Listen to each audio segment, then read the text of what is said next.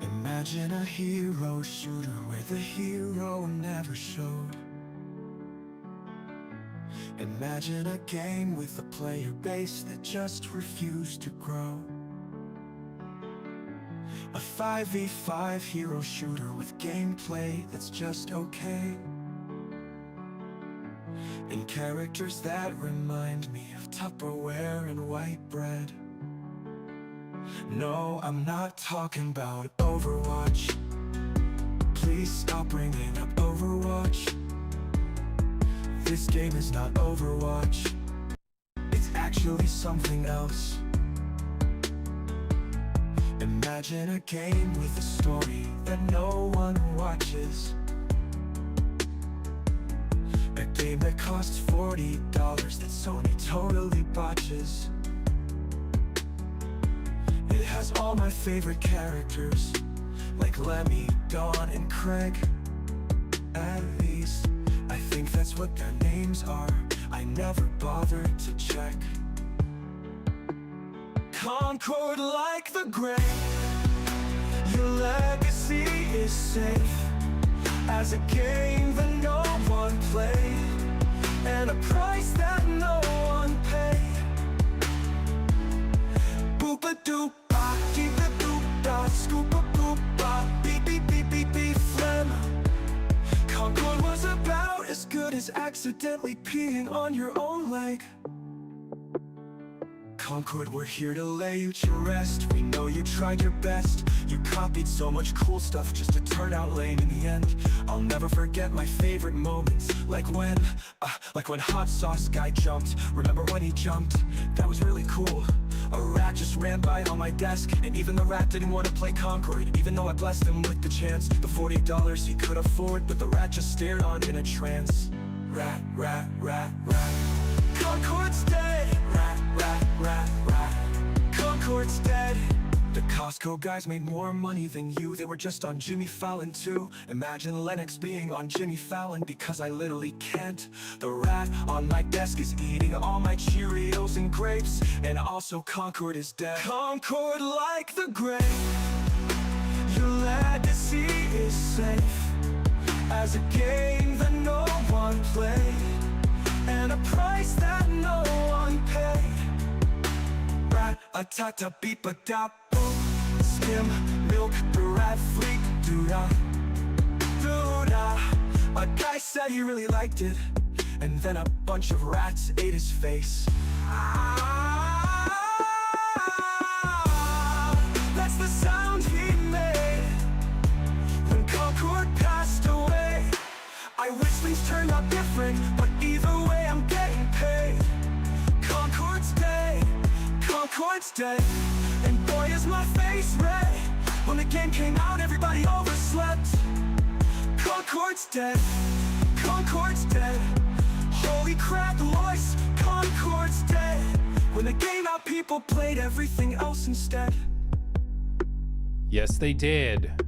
They sure did. Probably because they had power, which is something I didn't have for most of yesterday. But I am back. I am here, rocking and rolling. We have a lot to talk about, a lot to catch up on, and I'm here for it, my friends. I'm here for it.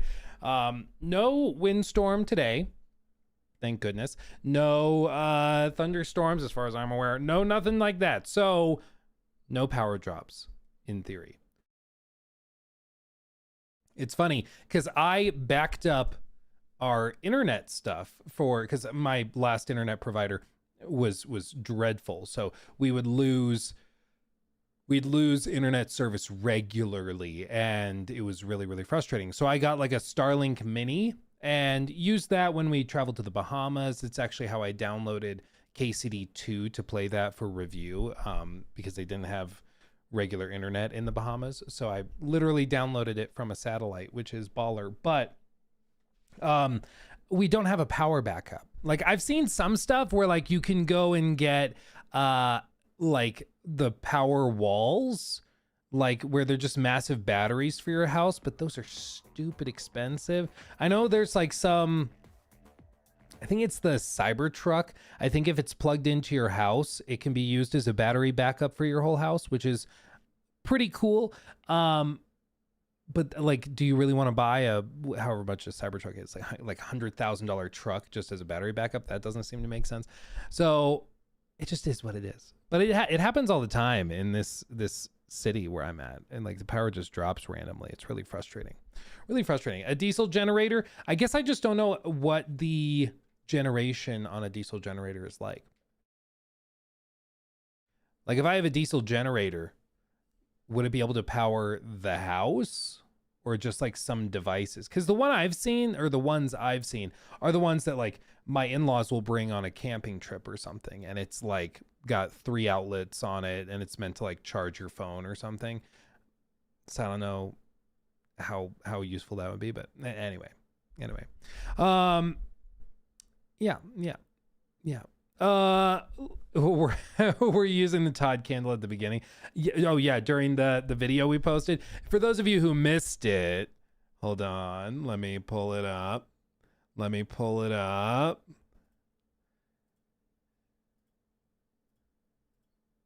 Yeah, for those of you who missed it, I did film a video on the GTA 6 delay yesterday, but the power was out. So I filmed it on my phone, and I eventually found these little battery powered lights I have, which are actually very cool. I should have thought about them sooner. They're very, very useful. I got them to bring to like the hotel and like take on trips and traveling and stuff, but it worked. So I got the Todd candle and I filmed the video by candlelight, and it worked. You know, you got to do what you got to do. You got to do what you got to do at the end of the day. You know, you got to talk about GTA 6. People in the comments were like, Luke, your power should go out more often, because whenever it happens, like something ends up happening. Get solar panels in your house. The solar panels, I am not joking. I told you guys about this on stream one day. I got a quote for the solar panels for this house, and they quoted me $60,000. And the thing with the solar panels is that they'll like roll your meter back, but it won't actually it's not going to run your house in real time if the grid is down. So you need battery banks for the solar panels to charge, and then those battery banks will power your house while the solar panels fill it back in. So again, like it's a lot. And it's like the power doesn't drop that often. It's just really, really, really annoying when it does. But anyway, we've got stuff to talk about. We've got Fallout updates, because of course we do. I still don't think they've officially revealed the pricing for the anniversary edition.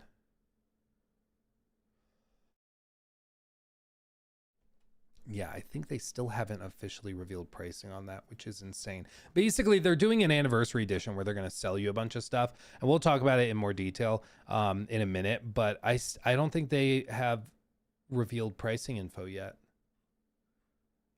Games, Fallout 4, anniversary edition, coming 2026 to Switch 2, and then they still don't have pricing on it. It's weird. We'll talk about it.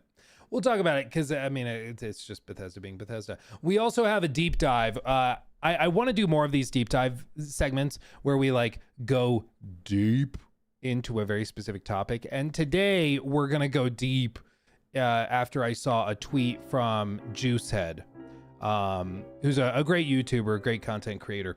But he posted a tweet where he said lots were hopeful in response to the GTA 6 delay. Lots were hopeful for an 11/11/26 release date for Elder Scrolls 6. I wonder if this could be or can impact that or not.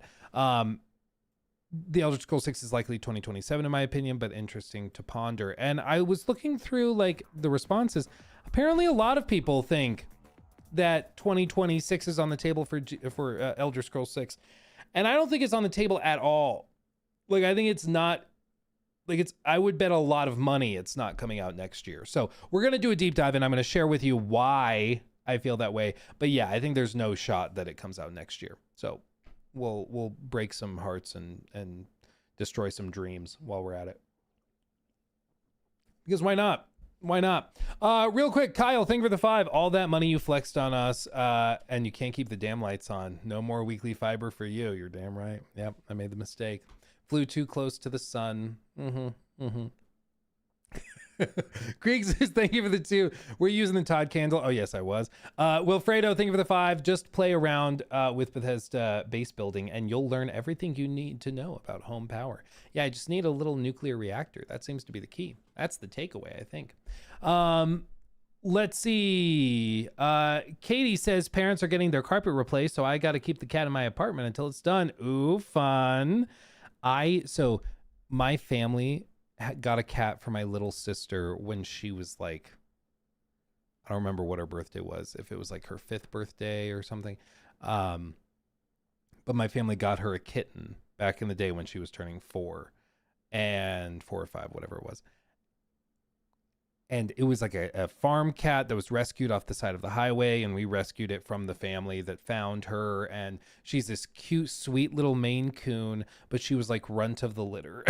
Runt of the litter. So she's like a tiny Maine Coon, but she's still a super fluffy. She's a very sweet cat. And we never really named her. I think technically my sister Anna named her Sprinkles or Sparkles or something because she was like little. But everybody else called her Kitten because she was the kitten. So even now, as a very old cat, we call her Kitten. But she's now like, I think 16 years old. She's like 16 years old, 15, 16 years old, this cat. And I just saw her again for the first time in a while this morning when I was over at my mom's house. And I will say, she's very sweet still. But a 16-year-old cat is an old cat. That poor little cat is she does not move like she used to. She used to be like the fiercest little bundle of energy, and now seeing her just kind of waddle around the house is a little sad. But she's still rocking and rolling. She's still doing good. She's just slowed down a lot. I go over to visit my mom all the time, but usually the cat's like hiding in a closet or hiding away. So I don't normally get to see her, but I got to see her today. Sure did.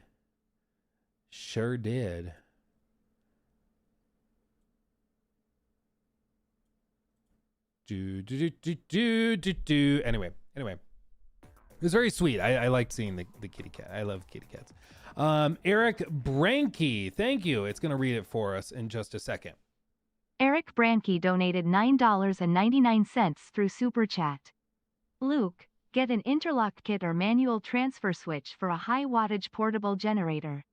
Depending on the size of your house, you can run a lot off that. Just at not 240 V. Just not 240 volt AC. Yeah, you don't run the washer, dryer, or anything. Okay. I will copy and paste that over here, and I will look it up because it looks like those aren't that crazy expensive either to set up the switch kit. Interesting. Okay, I will. Thank you for the recommendation. I will investigate that.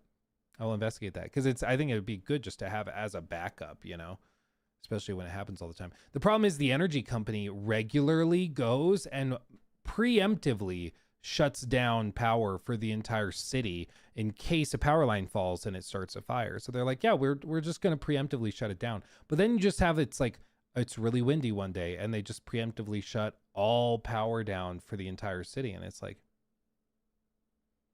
seems like you shouldn't just do that all the time. But anyway, okay. Let's talk about our first thing. Our first thing. Okay. So, okay. New segment. Doesn't feel good to be back and do that. Doesn't that just feel good? Oh, dude, that city sounds god awful. There's some very nice people here. I will say I've been very frustrated with this city, and we likely will move in the next year or two. It's just, it's one of those cities, like middle American cities, where the people that run the city are all these older people who don't want the city to grow and want it like it was 30 years ago when it was tiny, but everybody's already moving here. Deal with it. But they don't want to invest in any infrastructure. They don't want to invest in like water, infrastructure, internet infrastructure, power, bury the power lines. Like they don't want to do any of that because they're like, no, that's just going to make more people move here. So you just end up with a city that's grown a ton and that doesn't have any of the infrastructure to sustain it. So it's very dumb. It's very dumb. Anyway, let's talk about this. Okay. So new segment. So Marvel 1943 Rise of Hydra. This was originally revealed at this point like 2 years ago or something, I think. Yeah, like March of 2024 is when this story trailer dropped. Prior to that, we knew Amy Hennig was working on something, but basically it is from a brand new studio that's headed up by Amy Hennig, who is the lady behind the Uncharted series. Like, no joke, serious game dev with a very impressive track record, at least up until Uncharted 4. She worked on Uncharted 4 for the first half of it or so. It was apparently in a little bit of development hell, and she was having trouble getting it across the finish line. And so then Naughty Dog executives brought Bruce Straley and Neil Druckmann over. They had previously or just finished The Last of Us in 2013. And understandably, Naughty Dog execs were like, you guys should help finish this. And so Amy was kind of pushed out. There's a lot of drama around it. Nobody knows exactly what the full story was. But what we do know is that Amy Hennig was in charge of Fallout 4, and at some point she wasn't anymore. Neil Druckmann and Bruce Straley took over, redid a lot, and she went off to do other things. Now, she went off, worked on another Star Wars game that eventually was canceled, worked on a bunch of other stuff as well, but she eventually landed at this place, which you can see is called Skydance New Media, and she is the game director on this project, and it is called Marvel 1943 Rise of Hydra, and it's been used as an Unreal Engine 5 showcase game, showing quite obviously very impressive graphics and everything, but none of us know exactly what this is going to actually have in terms of like gameplay and stuff. Interestingly, though, about a month ago, there was a gameplay leak. In fact, actually, when I search Marvel 1943, my video on this, our stream segment actually pops up on this. And I'm not going to show you the leaked gameplay for obvious reasons.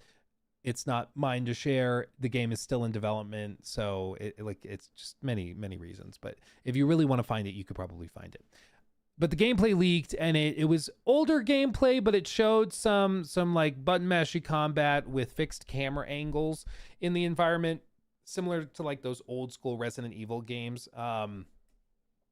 It was not what I was expecting. Like, it was, I don't think bad, but I was like, if the final version is just this but polished up, I'm still like, oh, but it might not be bad. It just was not what I thought it would be. But that gameplay leaked, and then we didn't hear much of anything after that. But there is breaking news. Right after it was revealed that GTA 6 was being delayed, this was posted to their social media. As you can see, Shinobi also reposted it. 1943 Rise of Hydra. At Skydance Games, our goal is to deliver unforgettable premium games that honor the characters and worlds we're fortunate to work with. Marvel 1943 Rise of Hydra is an ambitious project, and we are committed to ensuring it meets the level of quality our teams, players, and fans expect. To fully realize our vision for Marvel 1943 Rise of Hydra, we've made the decision to shift our release window beyond early 2026. Up until this point, it was just early 2026. It was previously delayed out of 2025, and now they're just delaying it indefinitely, which is not typically good. If you're like, it will come out sometime in the future, It's not what you usually hope to see. They say, we're grateful for the passion and support from the community and the players around the world. The team is working hard to create something truly special, and we look forward to sharing more with you as development progresses. And like, okay. Games are tough. Stuff happens, right? Stuff happens. Throw the flag. I do think I have it somewhere. Where did my red flag go? I have a red flag somewhere. Oh, here it is. Okay. So yes, this is a time where I think that this is justified. Do you hear the people singing the song of long delays? If you have to delay your game indefinitely, it makes me worried, especially when other stuff around the game has been kind of quiet. We haven't seen extensive or really any gameplay reveals officially. It's just kind of like a big showcase game. Sure, it looks graphically really impressive, but there's more to a game than that. Certainly, right? Like, certainly. I wish them the best. I hope that they can get it across the finish line. But I think, as with many of these very graphically impressive games, the impression I got from watching all of this is that this is going to be like probably like 4 hours long, 3 hours long or something. It's mostly cutscenes. Maybe there's some choose your own adventure stuff, but probably not. And it's going to be more of like a visual interactive movie with occasional sections where you can control. And I want to be clear, that doesn't mean it will be bad or not worth playing, but I think it's important to get expectations in check for what this probably actually is. It's a game that's more about showcasing the power of Unreal Engine 5, I think, than making like really compelling gameplay systems. If they surprise us and it has like really compelling stealth systems, and it's actually got an interesting combat system for the two protagonists, and it has a compelling story that ties all this together, then I'll be very excited. This could end up being like a game of the year contender. But as of right now, it feels like it's just all flash and form and not a whole lot of substance so far. Now, they could change our mind and showcase some stuff that actually demonstrates substance. You know, these sequences look great, but those are all cutscenes. None of that is actual like gameplay. None of that's showing you what you'll actually do during the game.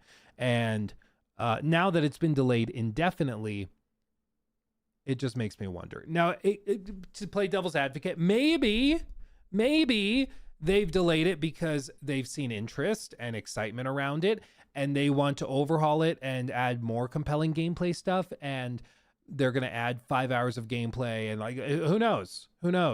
Maybe that's what they're doing. Maybe it's being delayed because it's just not running well enough. Maybe it got delayed because I don't know. I don't know. Like, who knows? But the delay indefinitely is never a great thing. The only time where I think there was an exception, I pressed the wrong button. The only time where there was an exception to that being generally a bad thing, yeah, coming 2025, as you can see, was the original reveal, would be the exception would be like The Last of Us Part 2, because if you remember, The Last of Us Part 2 was supposed to come out in like early 2020, and then the world ended.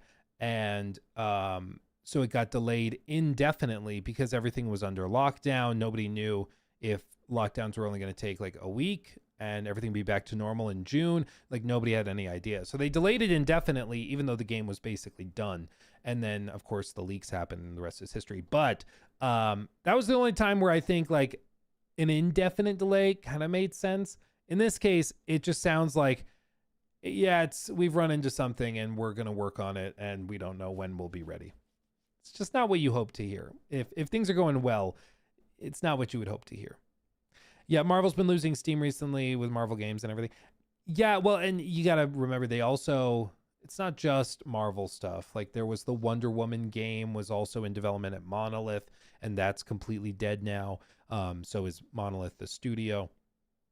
It's just been hard to figure out the superhero stuff. And I don't know if it's necessarily just superheroes are tough, because obviously Dispatch is doing very well right now. We'll talk about that later because I freaking love Dispatch. But I think more generally, it's just the economics of the business.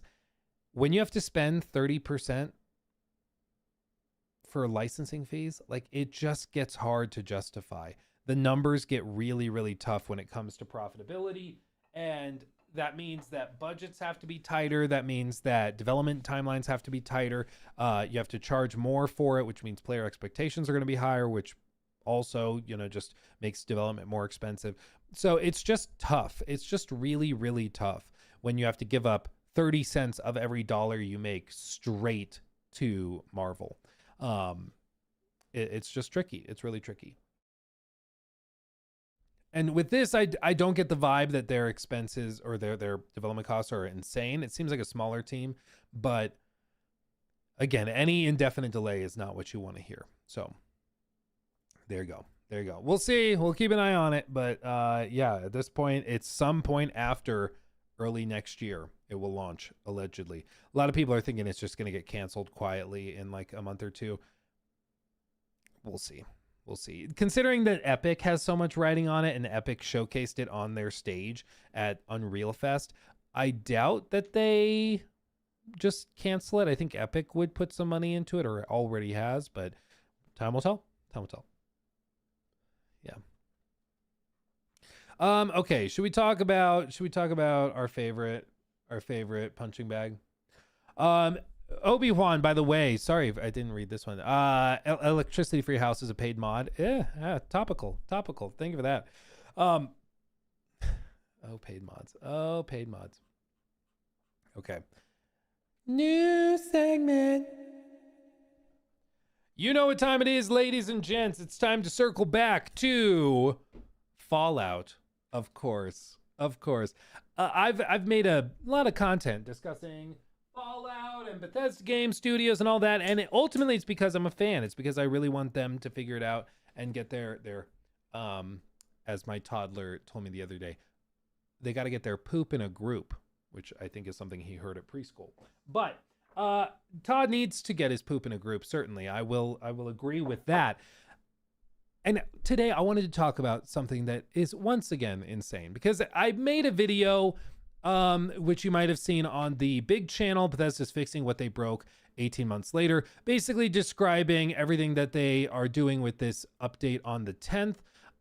Long story short, they broke a ton of stuff in the next gen update, April of last year, 19 months ago. And in that time period, they have not fixed a damn thing. And now that season 2 of the show is coming out, they have revealed that they're doing an update to Fallout 4 to add a new creations menu. And they're selling you this in a new anniversary edition of the game that we'll talk about in just a second. But in the process, they're also going to be breaking the main menu of the game. And they also aim to fix some of the things that were broken with that next gen update. Again, 19-ish months ago. So, and the point of this video was that it's absolutely insane that you have a AAA game studio that is taking a year and a half to fix things that they broke. Like, that's insane. That's just insane. VATS was broken for the last 18 months. The most popular mod for Fallout 4 in the last year and a half has been the rollback or downgrade mod, which downgrades Fallout 4 to the pre-next gen update.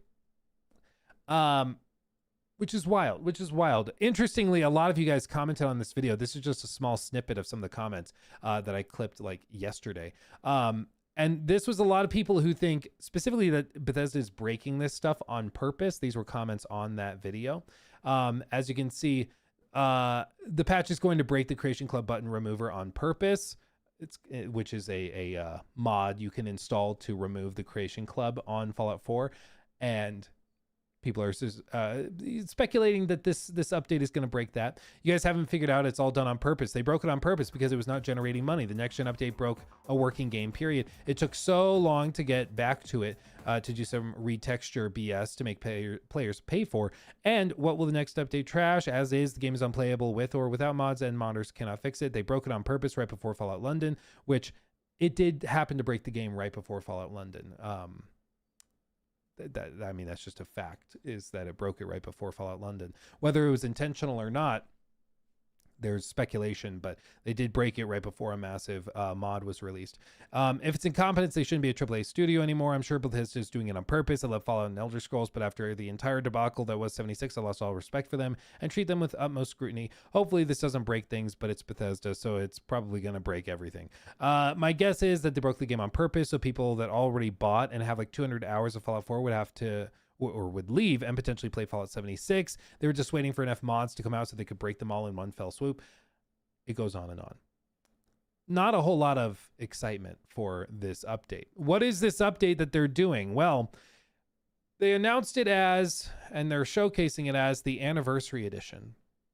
As you can see here, okay? Trying to get people hyped. Anniversary Edition for Fallout 4. A game that is about to turn 10. 10 years, okay? 10 years. What is this? Well, the Standard Edition just comes with the base game. Makes sense. The Game of the Year Edition comes with the base game and the 6 official expansions, including Automatron, Far Harbor, Nuka World, Wasteland, the Contraptions one, and then the Vault-Tec one, which are all like for base building and stuff like that. The Anniversary Edition, these are the 2 new ones. So they have the Anniversary Edition and then an upgrade to it. The Anniversary Edition, if you buy it outright, it has the base game, all the expansions, and 150 Creation Club items, paid mods. Or, as it would be called in pretty much any other video game, a microtransaction.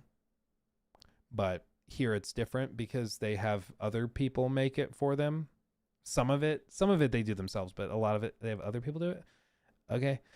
They do allow you to upgrade to it, which implies it will not be a free upgrade because there's a separate version of it. And that doesn't include the base game, but it upgrades you to the expansions and the Creation Club items. They're also selling the Creations Bundle, where you can buy the 150 Creation Club items separately, and then the Season Pass, which just includes the official expansions. Again, this is a DLC and microtransaction roadmap for a game that is 10 years old. A single-player game that is 10 years old, and that they have broken, they broke a year and a half ago and have yet to fix. Couldn't be arsed to fix it, but they can generate these and find new ways to sell you stuff. Like, this is why I said in that video, I was like, Bethesda at this point is basically the DSP of gaming, because the only time they come with anything new, it's just a new way of trying to extract money from the few fans they still have left. Braden donated £9.99 through Super Chat. Thank you. Do you think Rockstar are taking the pee? Yes, they can do anything they want, but just because they can, doesn't mean they should. They're causing a lot of ruckus in the whole game industry, not just GTA. I will ask for clarification, Braden. When you say take the P, I typically hear people say take the L. What do you mean by take the P? I just need clarification. Taking the piss, that's what I mean? Okay, that makes more. Because there's a few things, it's a British thing. Okay. I'm sorry. My people left your people because of the stuff you were doing with T long time ago. It's a long story, frankly. But I'm not familiar with your terminology, isn't it? So forgive me. Yeah. That makes sense. I'll circle back to that because I do have some Rockstar stuff to talk about. I'll circle back to it after we finish the Fallout stuff. Okay. Appreciate you. Okay. But what I was saying is like, oh yeah, the DSP comparison. Instead of celebrating the game with the Anniversary Edition and giving players something, being like generous and celebrating the success of the game, as like CDPR has done with Cyberpunk's free updates and free DLC and all that, instead of doing that, they are just finding new ways to sell you stuff. And we all know why. The Fallout show is going to generate a lot of interest. A lot of people are going to come back to the game specifically for the Fallout Season 2, hype and excitement. And so they want to have something to sell and some way to capitalize on that. I get it. It makes sense. That doesn't mean I have to like it, though. That doesn't mean I have to respect them for doing it. It's still kind of slimy and gross, but that's just how they operate now. But what's also interesting is that at this point, this comes out in 3 days, And they still do not have a price listed for this anniversary edition.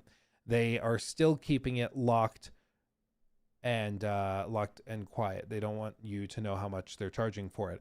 I'm guessing they're going to reveal this, because what's the Game of the Year edition listed at right now on Steam or PlayStation? Let's see. On PlayStation, it's 40. So if it's 40 on PlayStation, the anniversary edition brings 150 Creation Club items. They haven't said how much those will cost. It's got to be like $10, right? There's no way they charge like $20 for a bunch of microtransaction, like DLC, micro DLC crap. Maybe they could get to 20. That would be shocking though. So it's got to be like 10, which would put it at $50. $50 for the anniversary edition upgrade. They're including all that stuff. They're probably going to charge like $20 or $30 for the upgrade. Creation bundle for 10. If they charge more than 10, that's absolutely ridiculous, but they probably are going to try to do that. Let's be perfectly honest. Again, it's so frustrating. Bethesda, in my opinion, you can track the active decline of their quality and their production output and just everything with the moment that they started experimenting with these paid mods. Because now, and this is what I've said in other videos, they have a monetary incentive to not fix their games or not put out the best games possible. Because what happens now, if you play a game like Starfield or Fallout 4 and there were a ton of amazing cosmetics, tons of amazing weapons, all the bugs were fixed, the performance is great, you have the carrying capacity is exactly what you need. If all of it was just super well executed, super good, you'd have no reason to engage with the paid mods, of which many are fixes to things that are broken within the game. On PC, people would still experiment with DLC like Fallout London, for example. They'd still go with those, but I think now Bethesda has a vested interest in like not having a lot of HABs in Starfield for your ships, because then if they don't have a lot, you go looking for more and you can find them in the creations menu through paid mods. You can buy more mods or more HABs for your ship. If you want different skins for your outfits, if you want your character to look different or look cooler, you can get those through paid mods. If you want different weapons, you can get those through paid mods. They've created a system where they make money by not delivering complete experiences. And even more baffling, they don't have to do it. A lot of these paid mods are built by creators that they partner with and that they put their product on the store page. But Bethesda takes a cut. And my understanding, having spoken to a few people who, of course, want to remain anonymous because they're not allowed to share publicly the stats and the data on these splits. But my understanding, speaking to people who do this, for every $1, this is $1, for every $1 on the Creation Club that is spent, 30% of it, I'll go like this, 30% of it, okay, goes to the platform holder, okay, so the plat. And that could be Microsoft if it's on Xbox or if it's on Game Pass, for example. They own the platform. They process the transaction. They take that 30%.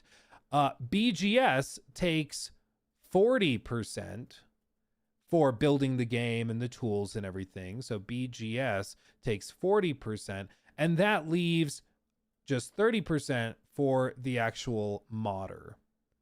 And some would be like, yeah, but it's 30% more than they would have gotten otherwise. Sure, I guess. But either way, like when you look at this, 70%, if it's on Xbox or Game Pass or anything like that, they're taking 70% of every $1 generated through these paid mods.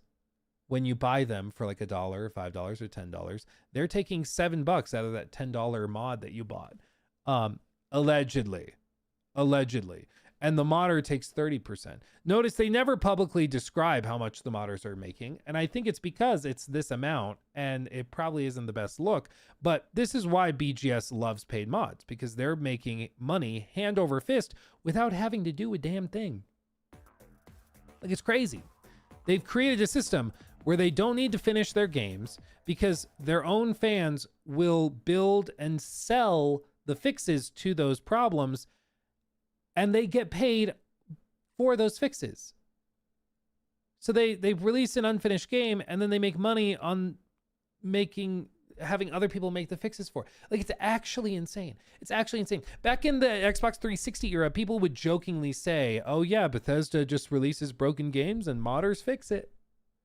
And it was kind of a joke, but also not, because it was also kind of real. But now they found a way to monetize it. And it's the brilliance of Todd in this era, frankly. I got to give you credit, Mr. Todd, for this, because it really is brilliant. He looked at their business model and was like, so our games are always really clunky and like rough around the edges.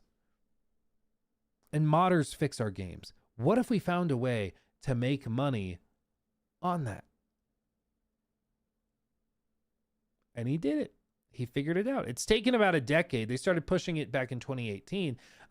It's taken about a decade, but they have effectively found a way to break their own games and sell you the fix for it without having to do any of the work. It's crazy. It's absolutely crazy. And it's why a lot of the fans have grown cynical and stuff. But the reason they do it is because people buy it. The reason that they're doing this is because there's a lot of gamers out there who are like, wow, 150 Creation Club items. I don't think they care that it's mods or paid mods versus microtransactions or DLC or whatever you want to call it. This is effectively the same exact thing as when Ubisoft puts skins and stuff into their games. Even though they're single player, they charge $10 for a new skin or $5 for an experience pack or new crafting materials. It's the same basic thing that these Creation Club items offer you, also for money. It's the same thing. It's just a different coat of paint, but it's the same exact crap. At least with like the example of the probably funniest bug I can think of with Assassin's Creed and Ubisoft stuff was the AC Valhalla drunk glitch. What did you even call it? Drunk glitch, I guess. Yeah, there was a bug. There's 89 views. Look at this. There was a bug in the game where every time you would load into AC Valhalla, you would load in plastered. Okay, like you had done the drinking mini game 15 times. Ivor would just be out of his mind or her mind drunk. And it was very, very funny. It was very stupid and weird. But basically, it was just a bug that was in the game. And it happened right before the holidays. So it happened right before the holiday break. And so for all of like Christmas and New Year's, every time you'd boot up the game, Ivor would just be plastered. But they fixed it once they came back into the office. It was like the first thing they did. And so it was fixed basically within, I believe, like 3 weeks when all was said and done. And that was over the course of the holiday period. So there was like a reason it took a while, because literally nobody was in the office. But that took 3 weeks. And I remember at the time thinking, this is insane that it's still not fixed. It's still not fixed. This is crazy.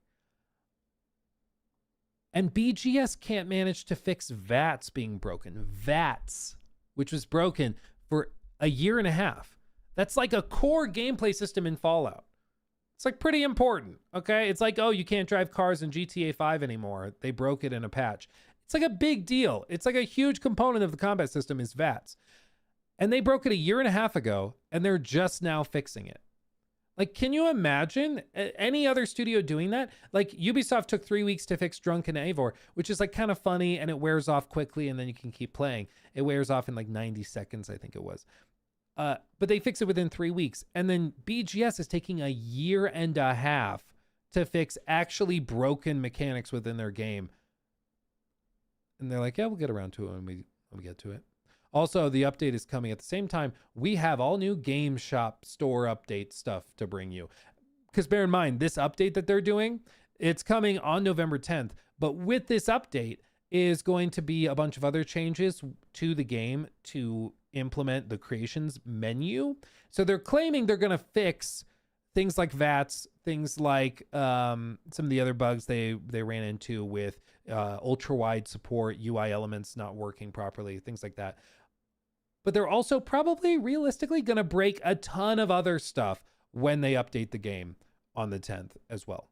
And they're not fixing some of the other problems, like if you play the game over 60 FPS, your character runs at like quadruple speed, which is something I showed in this video, which is like a little insane. Like, look at this. Okay, just watch this in case you missed the video.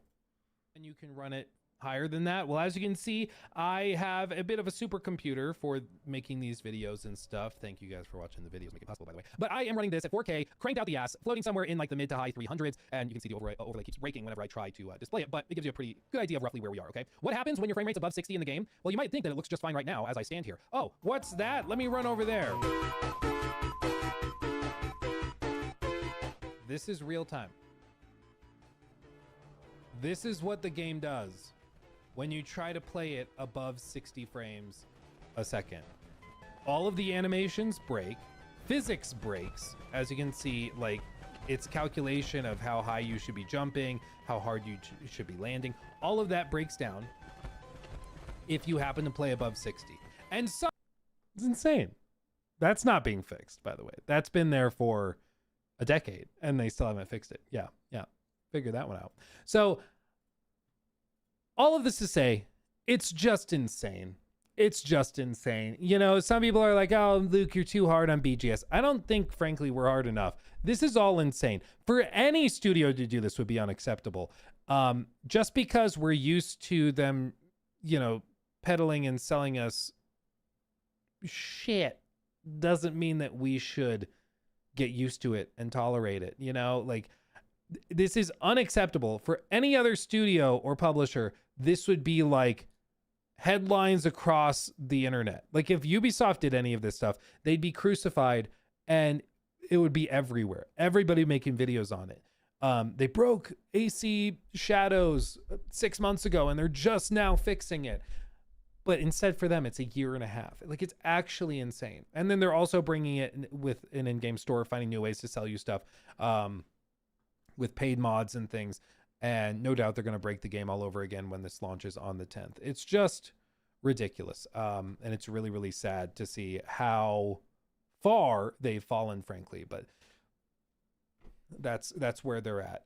We will have more to talk about with Bethesda in a later segment later on in the stream, because I want to circle back to them and discuss Elder Scrolls 6 and release windows for that, but we'll get to that. In the meantime, I just think it's absolutely ridiculous and unacceptable. And at this point, I don't expect much more from them, unfortunately.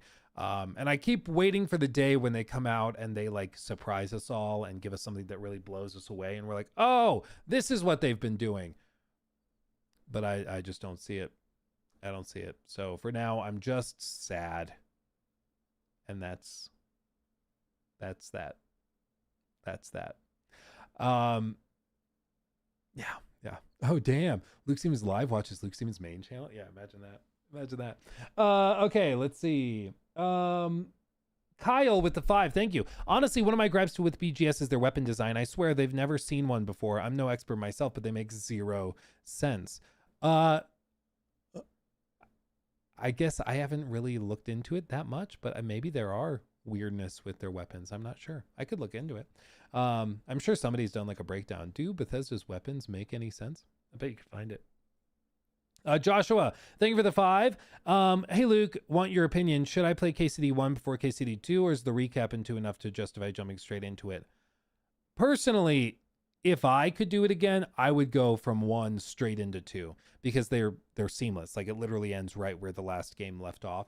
So if I were you, I would just go through from the first game, play all the way through, and it will make you appreciate a lot of the stuff in the second game way more, because you're like, oh, this was so clunky in the last game. This is crazy how much better it is in the second game. Like you'll really appreciate it. So I'd recommend go from the start all the way through. That would be my recommendation. Steel Bones, thank you for the 5. Modders monetizing bug fixes, while understandable, still feels slimy and wrong. Yeah. Well, especially because I think the assumption is that performance should just be the norm. Like, your game should run well. You shouldn't break it. And if you do break it accidentally in a patch, you should fix it as quickly as possible for free. But instead, for BGS, it's the opposite. It's like, oh no, we're going to take a year and a half to do it. And we're also going to do it when we're selling you stuff. And we're going to find ways to build in a new store. You know, it's really frustrating. It's ya boy, Brandy Boy, breaks it down, hard to unsee. Interesting. I will pull that up in another tab. Maybe we look at that as a segment. That could be fun. That could be fun. Yeah. Everything wrong with the guns in Fallout 4. Oh yeah. Interesting. Thank you for the recommendation. Maybe we'll look at that. That could be super fun. Interesting. Let's see. And then Later Storm says with a 2, remember, it just works, says Todd Howard. Yeah, didn't you hear him? It just works. You should know that. You should know that by now. Okay, let's do this. Let's do that. I want to circle back to this. So Braden,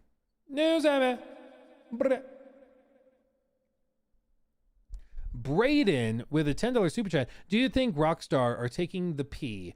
Yes, they can do anything they want, but just because they can doesn't mean they should. They're causing a lot of ruckus in the whole game industry, not just with GTA. Well, so there's a lot of drama around Rockstar right now as well, not just because of the GTA 6 delay. Obviously, that generates a lot of discourse and lots comes up with that. But there's also been allegations of union busting. There's been allegations of misconduct and mistreatment and all sorts of stuff. If you're not familiar with the union busting thing, basically Rockstar announced that they were laying off like 30-40 people roughly, Rockstar North, I believe specifically, and they said they were being fired for gross misconduct. And later they clarified that that meant that they were sharing confidential information through Discord and other online venues, which could be sharing leaks, could be sharing information about like release windows. It could just be like sharing information that they signed an NDA not to share or talk about, like legal information or accounting information, like any number of things. Those people who were laid off then claimed that they were actually discussing forming a union, and that's why Rockstar fired them, because they didn't want them forming a union, so they fired them before they could.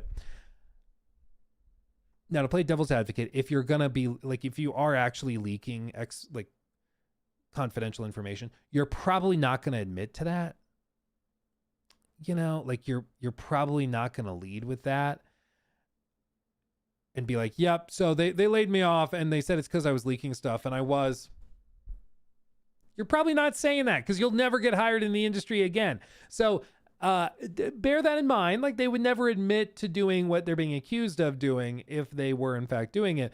They claim that they were discussing union stuff, and that's why they think they were being fired. And it's possible that both are true, that they were sharing confidential information through Discord, perhaps discussing business through Discord throughout or without official communication channels. For example, like I know at some companies, any company discourse has to occur within company communication channels. If you're discussing something related to business, it has to be through the company Slack, company email, or like phone calls within the company, Zoom calls, stuff like that. You cannot like discuss company information through your personal text messages, for example. And it's possible that by negotiating and discussing forming a union for the company, but through a private Discord channel, that could be twisted and interpreted as discussing company terms and company information on a private channel, which is breaking NDAs. So that's also possible that like both are sort of true. Either way, it's messy. But there was also this posted and dug up by Ben on X or Twitter. And basically it's a post from a Rockstar employee. It's been validated by one of the admins on the forum, the GTA forums, verifying that this is actually an employee at Rockstar, and what they said was such and so. I will read some of it for you. Okay. Rockstar employee of many years here. He verified his information, also a member of the union. I've been reading a lot of the discussion on here and elsewhere about the firing of more than 34 of my colleagues last week, 31 in the UK and 3 in Canada, and have seen a lot of disinformation and lies that are really concerning, particularly concerning how so many folk are willing to believe the company's excuses. Because also bear in mind, the other piece of this is that if a company is firing somebody because they're discussing union stuff or forming a union, that's called union busting, which is like big no-no, like hardcore illegal. You can't do that. Like that, you don't do that. So the company would never say, yeah, we fired them because they were discussing union stuff. Like they would never ever say that. So also bear that in mind. If the employees who were fired were discussing confidential information or leaking stuff, they would never say that. And the company would also never say if they were doing what they were also accused of. So all of this is kind of he said, she said at this point. But continuing on. Last week, my colleagues who were in the studio were each individually messaged by HR for a short friendly meeting under the friendly guise of, hey, are you free for a quick chat? Upon attending this meeting, they were handed an envelope with a short letter stating that their employment had been terminated for gross misconduct regarding posts made in Discord. They failed to provide any evidence when asked, nor was any stated in the letter, and did not divulge any other information or reasoning, and no other reason. They refused their right to union representation in the disciplinary meeting, which was against UK employment law, and were frog marched out of the studio with the meeting lasting less than 5 minutes. Which is pretty common in like big companies. If you're laid off or if you're fired, you're immediately gone because they don't want you going back to your computer and like taking company info and stuff like that.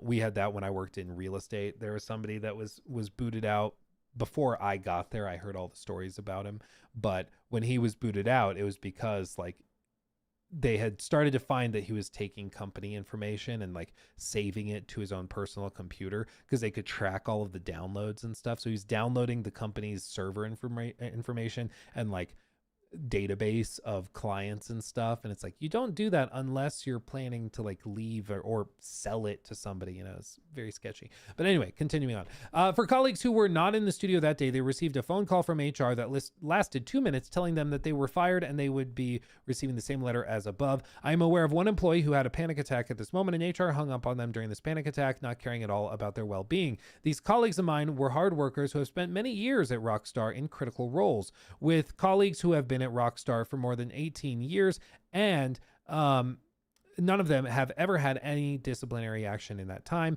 They are not necessarily replaced and will certainly affect us in making our project deadlines. These are very senior artists, animators, QR testers, designers, programmers, and producers, including leads, all super talented people who were proud of their work over multiple Rockstar titles, and all they wanted was the best for Rockstar and their fellow colleagues. Some of these members were off sick, recovering from surgery, or on paternity leave, fired without pay, losing their careers and putting them into hardship in the lead up to Christmas, and even potentially losing their visas to work in the UK. Let me make this clear. I never saw any discussion / leaking of Rockstar projects in the union Discord.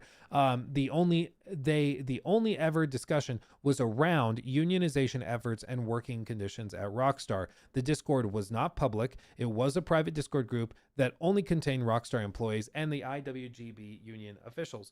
So this is something that this is a good clarification. They're saying that the Discord specifically that they were having these discussions in was specifically for the union, and it included union officials in that Discord group. But it was not public. It wasn't like they were in the Luke Stevens community Discord sharing information or discussing anything. They were in the union Discord discussing stuff. This was union busting and nothing else. Everyone fired was a union member. They were also predominantly from those who were on the union organizing committees of each UK studio. Just 1 week before, the union had reached 200 members, taking us over the 10% threshold required to seek recognition and begin engaging in collective bargaining, allowing us to negotiate directly with management on the key issues that affect us, such as worsening crunch, inadequate pay, and inflexible working arrangements. They have fired over 34 of us now. There were over 250 of us in that union employee Discord group. There is the fear that they will get away with this. They'll have nothing stopping them from doing this again and again and again. Basically, I interpret that as their fear is that they're going to just fire people to keep it below the 10% threshold so that they don't have to recognize the union. Because if you get fired, you're no longer part of the company. Therefore, you're not part of the union representing the company. So if they fire those union members, they don't have to engage with them in like collective bargaining or discussions. Those of us who are lucky to remain and now work in fear, fearful when talking to each other at the tea prep, fearful. That's the most British thing I've ever heard. The tea prep. Fearful that we're in line and are easily got rid of. Too scared to go outside the studio and talk or even acknowledge our colleagues outside protesting in fear of reprisals.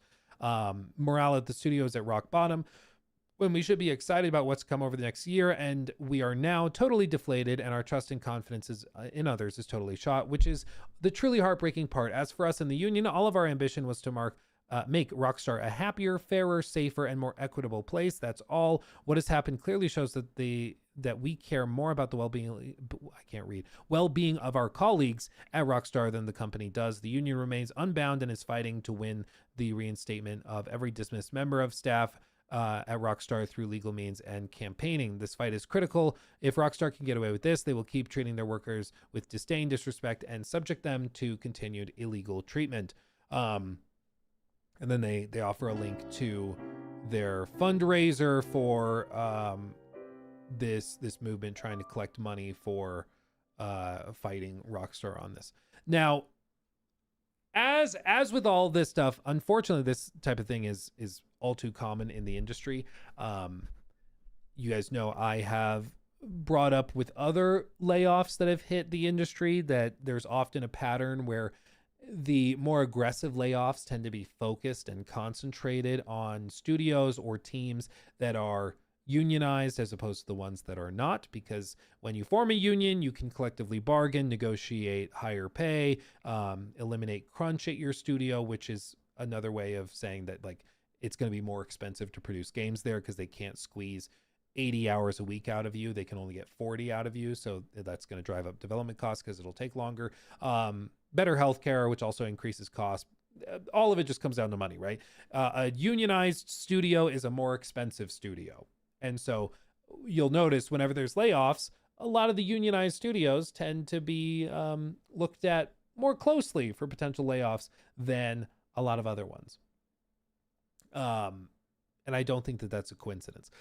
The thing is, union busting is a serious accusation in the UK, certainly in the US as well. It is not something you're allowed to do as a company, and you can face major ramifications if you are found to be engaging in it. So, you know, any sort of extraordinary claim does require extraordinary evidence or sufficient evidence for the claim. At this point, these are just claims. I want to be clear. I've heard many stories from Rockstar developers where it sounds like a not necessarily super great place to work long term. Tons of crunch for like months or even years at a time. You do make some amazing games, but it's not like a cushy job. It's pretty tough. You know, they strive for perfection, and that usually is at the expense of the teams that need to deliver it. So I believe that crunch is really bad, and I would believe that it's probably not the most loving, caring environment. It can be pretty cutthroat of there, I'm sure. But claims, again, of union busting are pretty severe. And that's what they're trying to raise money for, is to be able to take this to court and like argue, and they can do discovery, so they can ask for all of these emails between managers to see if they can get a manager to say why these people were fired. What was the specific gross misconduct through Discord? What was the problem? Was it messages within this union Discord group, or was it something else? Who knows? Typically, though, when a multi-billion-dollar company, which I'm sure Rockstar by themselves would be worth over $1 billion, when you're at this point, typically they get their ducks in a row before doing something. So I'm guessing there's no like clear paper trail or anything. I'm sure it probably is like, oh, we found something where they did technically break a rule. You're not allowed to discuss company information like game anything in the Discord group, but you were in the Discord group, even though it wasn't public, and it was a union one, you're still not allowed to discuss development. You're not allowed to discuss this stuff. You guys did, so you're fired. It probably is something like that, where they have a loophole or they have a fine print that they got them on. To me, it seems mighty convenient that they had just reached the threshold to go and start engaging in collective bargaining and be officially recognized. And right when they reach that threshold, allegedly, is when the wave of layoffs hits all at once. Could be a coincidence, maybe not. To me, that doesn't seem like a coincidence. Again, allegedly, based on what this person's saying, but usually where there's smoke, there's fire, you know. Usually. But this how this somebody in chat, how does this affect GTA 6? Unironically, that's where I think most people will land on this, is they're like, okay, yeah, that's terrible and all, but how does this affect GTA 6? Realistically, I think it's just Rockstar and Take-Two Interactive trying to get their ducks in a row and avoid skyrocketing expenses before they kickstart what is, for them, hopefully, their biggest product ever. They're going to launch GTA 6, and then they're going to launch GTA Online 2 or whatever they call it. And that's going to, hopefully for them, generate billions upon billions of dollars. So they need all of their ducks in a row. They can't have any sort of really like increased instability or anything, which a lot of union discussions can introduce. And I would say, you know, if the person in this post is accurately relaying what's going on, it sounds like it worked. Like, it sounds like exactly what they would hope to achieve has been achieved, which is now people who are in the studio or in the unions are scared to form a union. They're scared to talk about union stuff. They're scared to engage with each other outside of work. They don't want to discuss anything about work anywhere other than in the studio. And that's kind of like, I think, the exact point of this. Like, that's what they wanted. You know, even if it's true that like they were sharing confidential information, they still achieved what they wanted, you know, like they still got what they wanted. So people are now being very, very reserved and quiet about it. So it's very interesting. I'm sure there's going to be more reporting on it. I'm sure there's some investigative journalists who are digging into it and trying to find out if there's more to it. But like I said, with all things, you need evidence for claims. And this is a severe, significant claim that they're union busting, allegedly. And that is a big deal. I mean, it's a big claim. So if it is true, I hope that there is some evidence to back it up beyond just claims on a GTA forum.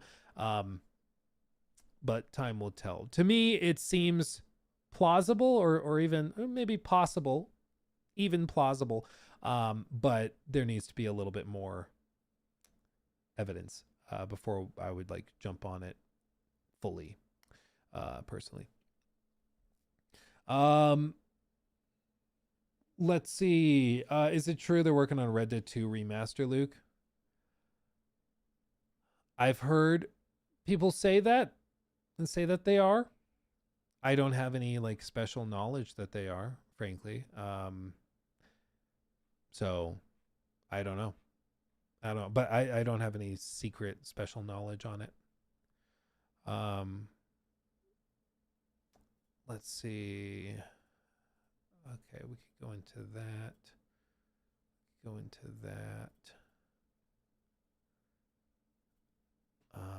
Okay. Oh yeah, but Strauss Zelnick says he really truly means it now when he says that they are looking at releasing in November. It's funny because he almost said word for word the exact same thing last time when they set the May date. He's like, we're very confident. We really believe in that date. And he's saying like the exact same thing this time. It's just funny. It's funny. Okay. If you watch Brandy Boy, watch the Starfield one. Yeah, I pulled it up so I can look at it. There we go. Yeah, I've got it pulled up so we could check it out. I'm sure there's some interesting stuff in here. I would find that interesting, a breakdown of the guns in Starfield.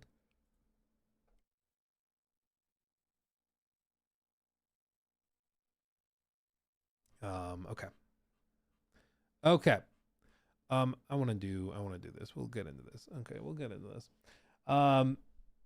Yeah, he was saying this stuff for the fall 2025 release window too. Yeah, I mean, he has to signal confidence. And I'm sure for him, like when Rockstar came to him and said, "Yeah, we're good for May 26th." They probably believed that date at that time. Probably like they probably like actually believe that. If they thought they needed another year, they'd ask for another year. Maybe it's part of some big brain strategy where you just delay it by 6 months at a time. Like they knew last year they needed to the end of this year. I don't know. That seems weird to me because again, every time they do these delays, it has an effect on the stock market. It has an effect on their stock price, of course, and share price. But it's not something that you can just throw out and like lie about. And I feel like some people don't understand that like when you go to an earnings call and you have an executive talking, not only do they have a fiduciary duty, but there is like a major legal obligation to tell the truth in those earnings calls as best as you can. So when an executive at a company says, "We have this product and it will launch in May," if it's later found out that they knew at that time that that was false, that that was a lie, you're going to have the SEC coming after you. You're going to have shareholder like class action lawsuits against you and the company for misleading them and defrauding shareholders. Like it's a big deal. You can't just go out and say whatever you want. And I feel like some people just like don't realize that. They think you can just get up there and say whatever. You can speculate, you can say this is our goal, but you can't just like knowingly lie to people. It doesn't work. Doesn't work. No, it's also no caps in chat. We're not yelling. It's releasing on PC probably like a year after launch. If we're releasing on PC at launch day, they would say that, but they don't say that because it's not. So no, I don't think it's coming out on PC at launch. I think it's 6 months to a year after that they'll bring a PC version, just like they did with Red Dead, just like they did with GTA, and it'll just be all in due time. All in due time. As it was foretold in the scrolls. That's right. Get those bums out of office. Good job, Rockstar, says Playback 5 with a $5 super chat. Thank you for the super chat. And Kyle with that too also. Thank you for that super chat as well. Thank you. Thank you. Okay. Let's talk about this real quick though. We have to. One simply must. One simply must. Okay. I mentioned earlier that I wanted to get at it, but here we go. At what point do delays have consequences besides stock drops? Well, look at the AC Shadows delay, for example. Them delaying that by like 4 months, 5 months, whatever the initial delay was, that represents not just a delay for AC Shadows, but it also led to delays for everything else in their catalog. So every other studio is affected. Sometimes in good ways, like, oh, yay, we got more time. Other times it's bad because it's like you're going to help polish this and then you're going to need to crunch to finish your own project in time. Like it has cascading effects for everything. And in the case of GTA 6, like it's not just the single player game that they're polishing. They're also building out the online game, which is crazy expensive. And so that has cascading effects, not just for Rockstar and Take-Two Interactive, but you got to think of all of the other providers that they work with, the server infrastructure. If they had contracts signed for certain server capacity for launch in May, or maybe they were going to do a month later for the online launch, they had like late June as a tentative release window for the online mode. They might have had contracts and deals signed for server infrastructure, and now all of that gets moved and deleted and has to be redone. Like it's not as simple as just move the date. That's what it is for some like indie studios. Just move the date. We'll just release a month later or a week later or a week earlier or whatever. With games on this scale, it's a huge deal. You do not just casually do it, you know. Oh, I appreciate you, Wilfredo. You get it. You get it. You get it? Okay, let's do this. News, Emma. Also, Loxy, thank you for the sub over on Twitch. 14 months at tier 2. Booyah. Appreciate you, my friend. Appreciate you. They can mislead as the SEC is currently shut down. That is a dangerous game to play, Open Bayou. That's a dangerous game to play. Did you lie to shareholders? Yeah, but the government was shut down, so I can do whatever.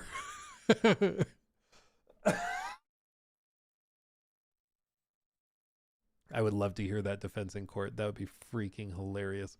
Okay, let's do this. Let's do this. News segment. So Juicehead, a fantastic YouTuber, does great stuff, covers a lot of RPGs, like from CDPR, from BGS, all that stuff. You probably know him, I'm sure. He posted this tweet, which got my gears turning and thinking. He said, in response to the GTA 6 delay, lots were hopeful for an 11/11/26 release date, kind of echoing what they did with Skyrim, which was, I believe, 11/11/11, or was it 11/10/11? It was something like that. They like to do that. They did it with Fallout 4 as well. But now he says, I wonder if this delay would impact that or not. Elder Scrolls 6 is more likely 2027, in my opinion, but interesting to ponder. In my humble opinion, there is no shot that Elder Scrolls 6 launches next year. I just don't see it as even a remote possibility, okay?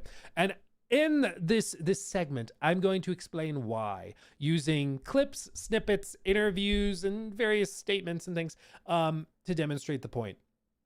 I think the only way that you can interpret or Elder Scrolls 6 as coming in 2026 is if you're only looking at one slide from the FTC hearings that leaked during that time period. But you also have to remember the FTC hearings are kind of a weird thing because there were some slides that were revealed during the FTC hearings that were from like 2020, 2021. But they were only gained and found in 2023, for example. But then there's later statements that are made in 2023 where they say other things. So you just have to bear this in mind when we're looking at all this, is that timelines are important, okay? But I want to just be clear that I think anybody thinking that Elder Scrolls 6 was coming out next year, I think that's very wishful thinking. I think there's personally no shot, especially when you look at one particular comment, which I'll show you, that Phil Spencer, the man writing the checks, made recently, and we'll get to that in just a moment. But I think that this is what most people are looking at when they're pointing to the 2026 release window. They look at this post, or this time period from September of 2023, okay? Okay, that's where we're playing. New documents point to Xbox exclusivity and release date of 2026. Okay. What this is specifically is they point to a slide. This slide has a bunch of information on it, but if I zoom in, enhance. So you can see this outlines Microsoft's approach following acquisitions since 2018. They outline the developer and the game. You have games like Deathloop, Ghostwire Tokyo, Fallout 76, Elder Scrolls Online, Starfield, Redfall, and Elder Scrolls 6 listed here. Deathloop, release date September 14th, 2021. Ghostwire Tokyo, March 25th of 2022. Fallout 76, 10/23/2018. Elder Scrolls Online, 2014. Starfield, they put in here H1 2023. Xbox PC. Redfall here, H1 2023. One of the things, this is what they say, quote, one of the things that has me most excited is seeing the roadmap with Bethesda's future games, some announced and many unannounced, to Xbox console and PC, including Starfield, the highly anticipated new space epic currently in development by Bethesda Game Studios. It would end up getting pushed a little bit further back from that, but still rough window. And then Elder Scrolls 6, you can see here, it's got the check mark where it's an existing IP, not a multiplayer game, not a cross-platform, cross-play game, and released on PlayStation, they mark it no. Not yet, at least. Platforms available, they also outline that as just Xbox PC, Xbox PC, Xbox PC. And this is one thing where you just, again, have to remember, is that things can change. Okay. So what they said with Elder Scrolls 6 at this time was TBC, but expected 2026 or later. 2026 or later. And then they say, in order to be on Xbox, I want us to be able to bring the full complete package of what we have. And that would be true when I think about Elder Scrolls 6, which to me just sounds like saying we want the game to release on Xbox. So it doesn't sound like they're locking it down to exclusivity or anything. But this is literally, I think, the extent of where people are getting the 2026 time frame. I think that really is the extent of it, which is not a lot. There were other things that this is also funny. The document lines up pretty well with what we already know, that the Elder Scrolls 6 is still a ways off. This was really funny. The 2026 release date was brought up back in June when a Microsoft lawyer fumbled and said that Elder Scrolls 16 is coming in 2026, accelerating Bethesda's release calendar by 124 years. Yeah, it's a little funny. It's why it's always so funny when I hear people that like don't know anything about gaming discuss gaming. Yeah, Elder Scrolls 16. I can't wait for that one. But they said, as you can see here, there are two Elder Scrolls games. One is online, called Elder Scrolls Online. That is a multiplayer game. It is on PlayStation today. The FTC's lawyer is talking about Elder Scrolls 16 that is projected for release in 2026 as a single player game. And so this is what the lawyer was informed, clearly talking about Elder Scrolls 6. And he's saying, or she's saying, 2026 is when it's releasing during the FTC hearings. That again is something that was said years ago. Maybe got the release window wrong, also got the name wrong, but that's what people are usually going with when they say that the game is going to release in 2026. Okay, that's what they're pointing to. Now, there's a couple of other things. For example, in August of that same year in 2023, they revealed that Elder Scrolls 6 was leaving production. So what was specifically said was, quote, "We have all of our studios focused on making Starfield the best it can be," Pete Hines said before he retired. And yes, there are people working on Elder Scrolls 6, but this is what the studio is focused on, meaning Starfield. So no, at no point early are you going to hear about the Elder Scrolls 6. Starfield is our focus now, and it's going to be or remain our priority for a while before we talk about anything else. And he went on to say that Elder Scrolls 6 is no longer in pre-production, as Todd Howard described it last year. He said it's in development, but it's in early development. And this was, again, August of 2023, right before or at the launch of Starfield, okay? Now, there's other things we could point to where, you know, in June of 2021, Todd was still describing it as being this in the design phase.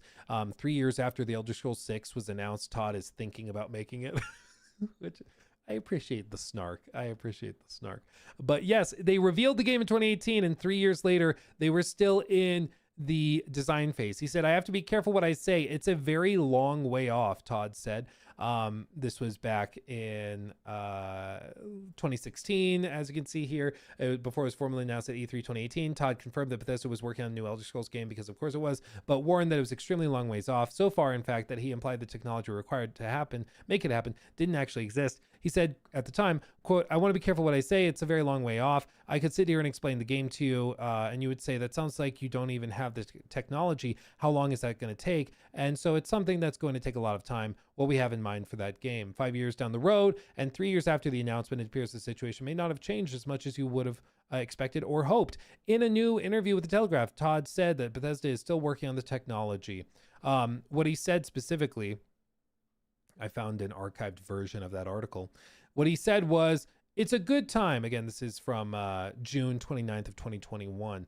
It's good to think of the Elder Scrolls 6 as still being in the design phase, but we're checking the tech. Is this going to handle the things we want to do in that game? Every game will have some new suites of technology, so Elder Scrolls 6 will have some additions on to the Creation Engine 2 that game is going to require. Which, again, just reiterates something else that he described, which is that Elder Scrolls 6 is going to use the Creation Engine 2. They're not going to do like a big rebrand as Creation Engine 3. It's going to be built with the same tools used in Starfield. Okay. which is why it's like kind of funny that people are like, yeah, I think they'll get rid of load screens. I'm like, sure about that? You sure about that? Because it's the same tools, the same thing. But all of this comes down to something that happened also during the FTC hearings, okay? So we just looked at the little snippet where one of the lawyers for Microsoft described Elder Scrolls 16 as coming out in 2026, which seems to just be sloppy language. Got the name wrong. I think he's looking at the 2026 and beyond timeline and using that, pointing to that year and saying that's when it's coming out, but it seems sloppy. Somebody who's probably not too sloppy when it comes to release window, and somebody who I don't think is going to accidentally mix up Elder Scrolls 6 with Elder Scrolls 16 is Phil Spencer. And he went to court as part of these FTC hearings and described a lot of interesting details. So this was posted June of 2023. Okay. And as you can see here, this is where it breaks down. Now in court, Spencer spoke about the Elder Scrolls 6's release window and planned platforms. This was during the period when everything was about exclusivity with Xbox. The Activision acquisition was being discussed, and they were wondering if they were going to make a bunch of games exclusive. So that's kind of where that's the lens through which this was written and being discussed at the time. Now exclusivity has been largely disregarded from Xbox, but that's that's why most of the questions are around that. He goes on, quote, "It's many years away," discussing Elder Scrolls' release window, "but it's a game we have announced we would begin working on. I think we've been a little unclear on what platforms it will launch on, given how far out the game is. It's difficult for us right now to nail down exactly what platforms that game will launch on. As I said with Elder Scrolls 6, it's so far out, it's hard to understand what the platforms will even be at this point. It's the same team that's finishing Starfield, which comes out this September. So we're talking about it being likely 5+ years away." That firmly puts it out of 2026.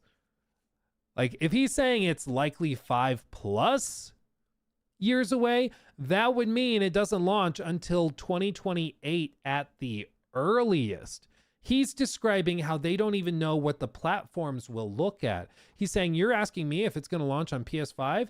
We don't even know what the PS6 will look like, and that's the console it would probably be coming out on. We don't even know what our consoles are going to look like at that time. And that's the time period he's talking about. Not to mention that he's saying 5+ years from now. And this also passes, I think, kind of the gut check just in general. We've seen the output of Bethesda. They broke Fallout 4 with the next gen update, and it took them 1.5 years to issue a fix, which comes out in 3 days. And we don't even know if that will actually fix any of the stuff they claim it will fix. We've seen them do in the 2+ years that Starfield has been out. Time flies when you're having fun on moons. They've put out one expansion, which was so poorly received that even hardcore Bethesda fans were like, really, guys? Really? It was all of like 5 hours long and quite mediocre. And now they've spent over 1 year on the second expansion, and they still haven't even announced it yet. It's still completely locked down, and they have nothing to share for it. It really seems like their production output, their efficiency is non-existent. So hearing that they're thinking 5+ years kind of makes sense to me, because it really feels like their efficiency is quite laughable and significantly worse than it was just a handful of years ago, which is something we've discussed at length, but probably the most interesting breakdown of that inefficiency actually comes from their own employees. And again, I've referenced it a number of times, but there's a really fascinating, It came to me and said, I think we have really fascinating GDC talk with Will Shen. Will Shen and Daryl Brigner, and they discussed developing and making games with Bethesda, and some of the stuff that they describe is just insane. Well over 500 people, but also we are now working with a large number of external groups, well over a dozen. And these groups are doing everything from effects, lighting, they're working on tools programming, systems programming, pretty much everything. And they have to all be integrated into the development team for the work they are doing. And another part of this is these are external groups, each with their own culture, each with their... Did Starfield feel like it was made with like 3 times the developers as Fallout 4?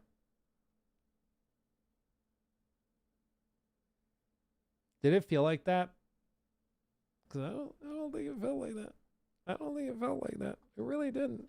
But you can see just like as they've gained employees and developers helping them on these projects, their output has actually dropped, dude. Like they're doing less with so much more. It did, but in a bad way. I think in the purest way of like, in the purest way, it was just too many cooks in the kitchen. But like, listen to this. Of favoring the department over the actual project and what the project needed. And this makes a lot of sense because when you are first asked to be a department lead, you're worried about the department. That is the thing you're told you're responsible for. Suddenly you have to reconcile several people's schedules. You're responsible for them. You're responsible for their time and their output.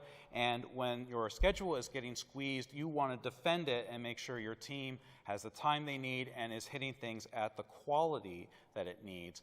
But this can also lead to a siloing effect where every department is scrambling for their resources and saying no to collaboration requests. So before we had the problem of, hey, when we're doing these big collaborations, there's a lot of found work that we aren't scheduling properly. Now it is scheduled properly because now we know we don't have time for it.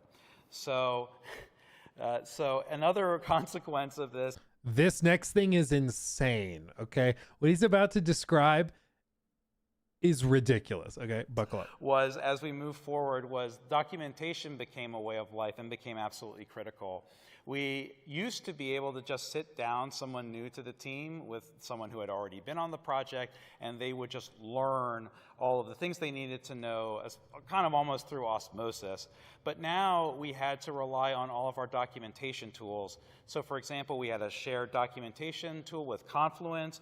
We were also using Slack. We had to make sure and enforce putting communication in the major Slack groups, not only so that it could be asynchronous, but also so that everyone could see it, because we needed to make sure there were no like hallway conversations that was hiding work that was being requested. And finally, we had to do a lot more tutorials. So I was in OBS Studio a lot making video tutorials. So on Fallout 4, when I needed to teach someone the tool set, I would just sit down with them and answer their questions. But now we were working with people from around the nation, sometimes around the globe. I often didn't know when they would need me, and I often didn't know who might need me or what they would need to know. So it became absolutely critical to do a lot more tutorials and how-tos about every feature of the toolkit. He was the senior, I believe his full title was Senior Quest Designer. Okay. He was like the head guy in all those Starfield like promotional videos and stuff.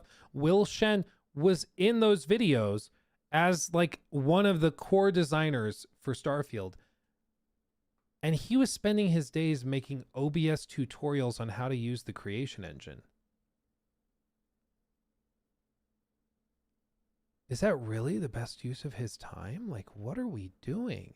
And he's describing overall siloed effects, and he's describing how one team, like, they didn't even want to discuss the game and stuff they were doing for work in the hallways, because then there might be a solution or something done in the hallway discussion that then isn't documented somewhere else.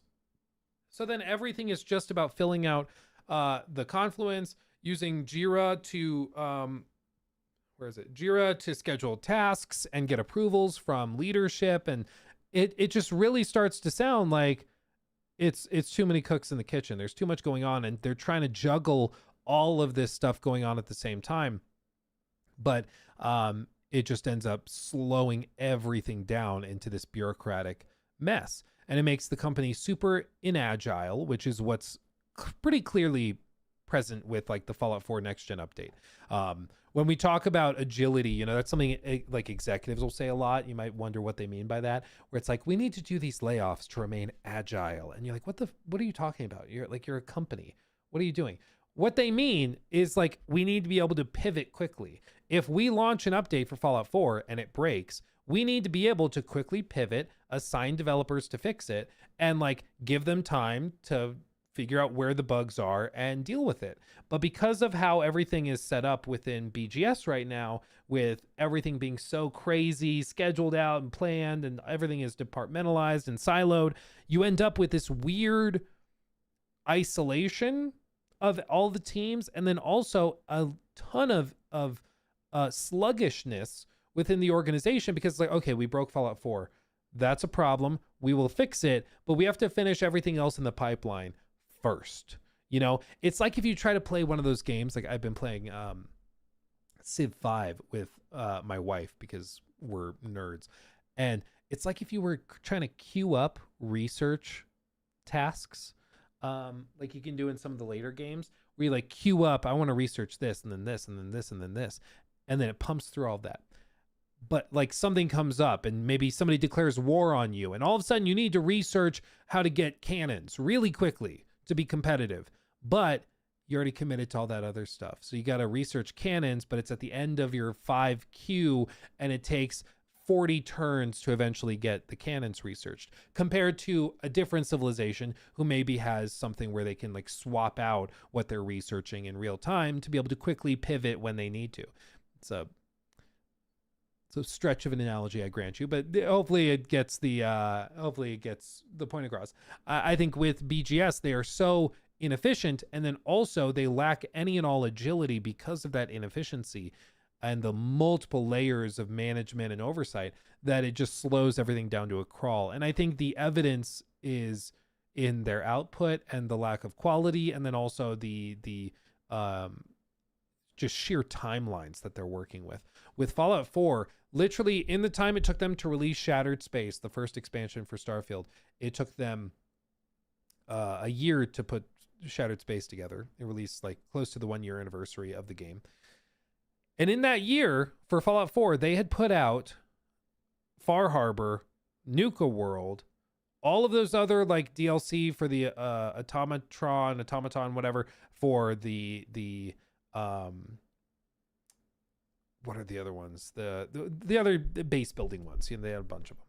And I just I think it was the automation one. Anyway, but the point is, they used to be very efficient. They could pump out a lot of content very, very quickly when they were close enough and small enough that they could just get up from their desk, go talk to Gerald in programming, go talk to Janice in the narrative team, and work on something and put it together. But now it's so sluggish and it's so over managed that I think it just has slowed everything to the point where it's incredibly inefficient and slow. And maybe that's the problem with BGS, is that it's not even like it's unmanaged, it's overmanaged. Like there's too many cooks in the kitchen, too much stuff is going on. And what's fascinating is that CDPR's response was actually kind of the opposite. They took the route of increasing responsibility from individual developers and making strike teams where they had like a programmer and an animator and a writer and these people in these strike teams, and they would do individual sequences or levels by themselves. So it was like mini dev teams working on chunks of the game, and that was their baby and they're responsible for it. And they don't have to go get clearance from 15 project heads while they're building it, but it's understood that that's your responsibility. If it sucks, it's going to be your fault, you know, but you don't need clearance from 35 different people. And that seems to have worked really, really well for them, because they put out Phantom Liberty, and based on their earnings calls, it looks like they're going to be putting out probably 2 or 3 games by the time they get Elder Scrolls 6 out at this rate. So I point to that as an example of why I am inclined to believe Phil Spencer's description of 5+ years away. He's saying in 2023 that Elder Scrolls 6 was 5+ years away, and they didn't even understand what the platforms would even be that this game was going to launch on, which to me pretty clearly suggests it's a next gen title. So I think that it's not coming out until 2028. I think it's a next gen game. Maybe they do a backwards compatibility thing and they get it working on Series X and PS5. Maybe, but I'd find that surprising. I just don't see it happening. CEO of Microsoft overrides Phil, though. Is your suggestion that Satya Nadella would require BGS to release Elder Scrolls 6 a year early or 2 years early? Why would he do that? Like, why would he do that? Satya, yeah, I agree with Busta. I don't think Satya really cares about gaming. I think what Satya cares about is AI stuff right now. So I think Satya's big push is going to be to use AI tools in the entire pipeline and workflow. And his whole thing is going to be, oh, well, increase efficiency by using AI tools. And honestly, maybe for BGS, what they need are AI tools to sift through all of the bug complaints and all the crap that they have to deal with. Like, if that's what they need to be... Can't breathe. They're killing me. If that's what they need to be efficient, then okay, I guess go for it. It can't get much worse, frankly. That's kind of where I'm at, where I'm like, you know what, at this point, I'm not sure it can, I don't think you could develop slower if you tried. Like, it's just ridiculous. But I think, you know, the people wishing for a 2026 release date, I get it. You're thinking, oh, well, it's been 3 years since Starfield and they're bigger than they ever have been. They're 3 times the size, so they should be able to develop 3 times as fast. It's just not how it works. I think that it's not coming until 2028 at the earliest, but time will tell. Time will tell. What is your final prediction? What's your final prediction? Maybe we do a straw poll. Should we do that real quick? Straw poll. Let me do a straw poll. I want to hear your predictions. Actually, I can just do this in chat. Put in chat just do the year you think it's coming out. Do you think it's 2026, 27, 28, 2029? Let's see. 26, 28, 27, 28, 29, 28, 28, 27, 27, 27, 29, 28. Oh, we got some holdouts for 26. Some holdouts who still think. I appreciate the optimism. I appreciate it. Bethesda closes before. Dude, can you imagine? Oh, that would actually, it'd be sad. It'd be very sad, but that would be poetic, frankly. 2030? Oh, dude, if they take till 2030, that would be 7 years between main launches. And yeah, I mean, it was 5 from Fallout 76 to Starfield. We used to think that BGS Maryland was not really involved in Fallout 76. Now that it's popular, they're claiming that they were, and they say that they were much more involved. Been much more clear about that. But yeah, that was still 5 years.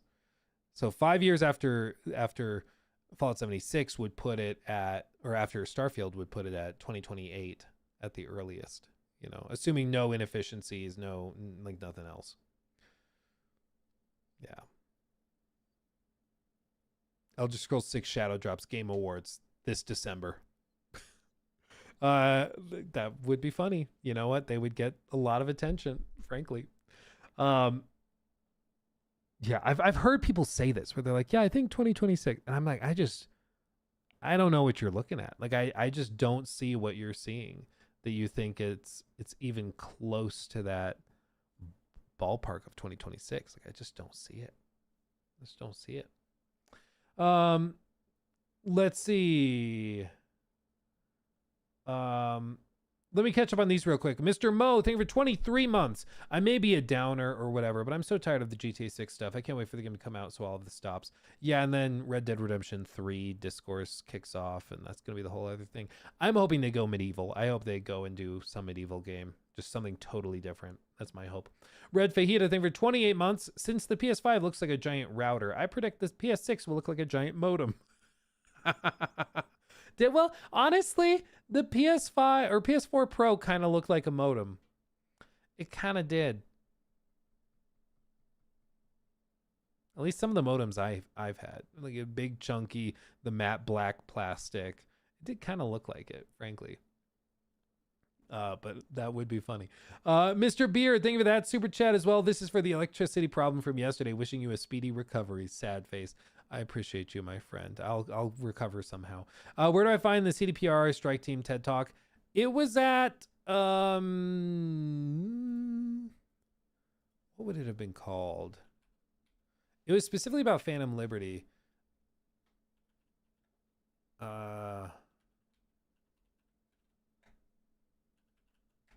Was it at GDC or was it oh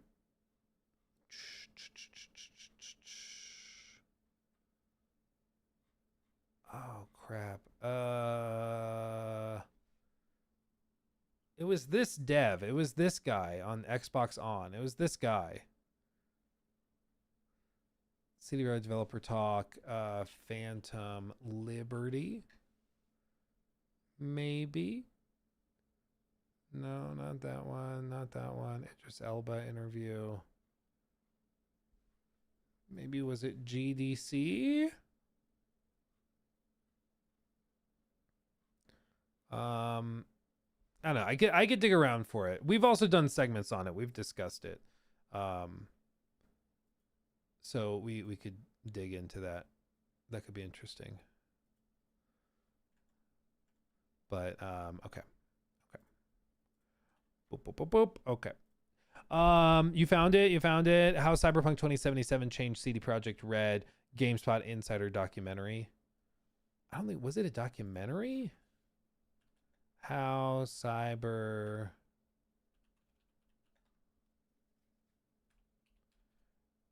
changed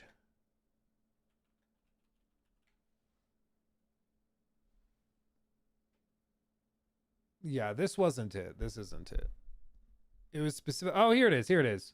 DICE Summit. Making a call. This is it. Disagrees. Like if the narrative product owner wants to make a call. Changing the game, a leader's perspective on CD Projekt Red's transformation. DICE Summit 2024. The art director has in mind alignment. Alignment is a key, right? So you're all kind of on the same page and you understand the pillars and the vision and the intention of different areas. So APO makes calls about like a game director, and we might know the what's, like the stuff I explained before, but we got. Yeah, it's just night and day. Like you listen to this after listening to that Will Shen talk about BGS, and it's like, bro. I know Dispatch won't get GOTY, but it will for sure get at least one award. Yeah, let's talk about Dispatch. Yeah, Dispatch is fantastic. I've got Aaron Paul. He did an interview about it. One of you guys recommended this video on, also from Powder McNasty, who we've actually seen a video of his before. So I wanted to check this out. But yeah, it's so good, dude. It's so good. Let's talk about it. I'll catch up on these real quick. Ed Boys, thank you for the 5. On the topic of Microsoft, the Halo Infinite Skeleton Crew is officially done doing content updates for the game. Last update is November 18th. Yeah, well, they're moving on to that campaign evolved or whatever, and we'll see how that goes. Okay. Dude, don't even tell me keep up, fear the boat. No spoilers, but keep up. So good. Okay, let's talk about this. News Emmett. So one of the games that took me by surprise this year has been Dispatch. If you don't know Dispatch, it is this game from former Telltale developers, and it is fantastically well executed. It's well written so far. There's still 2 more episodes, so I reserve the right to change my mind. But so far, they've put out 6 episodes. There's 2 more to go next week, including the finale. And it's just really well written, really well acted and performed. The presentation is stellar. It's in this like comic book style, and it also has a large variety of choices and consequence and everything, which I love. I eat that up. It's just really, really well done. In terms of gameplay, of course, like it's less of the focus. It's from Telltale devs. I mean, what do you expect? But it's a really good time. I've thoroughly enjoyed it, and I'm really, really excited when I finish it. I've been playing with my wife, and when we finish it, we're gonna go back and we're gonna play through the entire thing again, making completely opposite choices and seeing how different it is. And I can't wait to see it. It's gonna be awesome. So I've thoroughly enjoyed it. But one of you guys in chat or in the Discord for members and subs, you guys recommended a video from Pounder McNasty. Now, Pounder McNasty, we've actually seen one of his videos before, done like comparison videos with Halo, has also done videos on, which was the one we saw? Oh, it was Uncharted 4's development cycle. He does these videos breaking down like the development of these games, and they're really, really, really cool. But he did this one just a few days ago on the development of Dispatch, which is absolutely crazy, the fact that this game even exists at all. So don't worry, no spoilers, but we're going to check this out because I think you all should play it. It's really, really good, and I want to see how this game came to be. These are some of the earliest concept arts of Dispatch, the single most important game in the entire history of the studio behind the game, Ad Hoc Studios. Made up of the incredible talent from the ashes of Telltale Games, the studio was I'm sorry, this is a good reference. In the game, when something happens, it goes blah, blah, blah. We'll remember that when you make like an important choice. The games industry will remember that. Telltale confirms majority studio closure and layoffs, fate of future projects in limbo. Telltale, if you don't know, somehow they did kind of choose your own adventure games, but they fell apart because they started to pump out just frankly too much. Like they stopped making a lot of money from big successes, so they started having smaller successes, and then they would break it down in an episodic way, new episodes every week or month or whatever it is. And that led to a ton of crunch within the studios. It got really toxic and it was just miserable. It was also really reliant, as Derail Gaming says, it was really reliant on IP management, on licensing deals and stuff like that. And that made it really, really tough to find profitability when you're giving up 30 cents of every dollar, you know. It's really, really tricky. But it was sad when they shut down, but it was also like, can't say I'm surprised. But it meant that the studio had a lot of talent, and those developers kind of needed to find a new home and find a way to repackage what they had made, because people loved Telltale games, but they had failed to put it together in a product that people connected with, and they did that with Dispatch. originally going to work in multimedia spaces like live-action TV shows. Dispatch's origin in 2018 was a live-action superhero workplace comedy, but quickly evolved into a newer modern spin of the classic Telltale games from the 2010s. The upbringing of the studio behind this game is one that we've seen happening all across the gaming industry this year that has dramatically altered the course of the future of gaming forever, and this game is no exception. The fall of AAA gaming gave birth to yet another studio who was driven by passion and not profits. This is the story of Dispatch, and how a brand new studio built from the ground up completely rejuvenated the long abandoned genre. Yeah, the art direction is killer too. Like there will be times where you just forget you're playing a game because it's just so well done.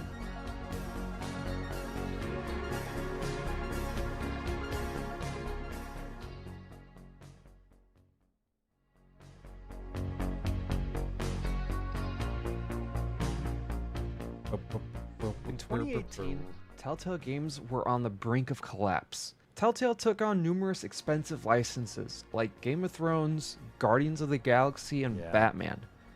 But many of their games, with the exception of the early Walking Dead seasons, didn't even come close to bringing in enough revenue to cover the high cost of production and licensing. The company pursued a strategy of rapid expansion, simultaneously developing many episodic series in order to keep the lights on.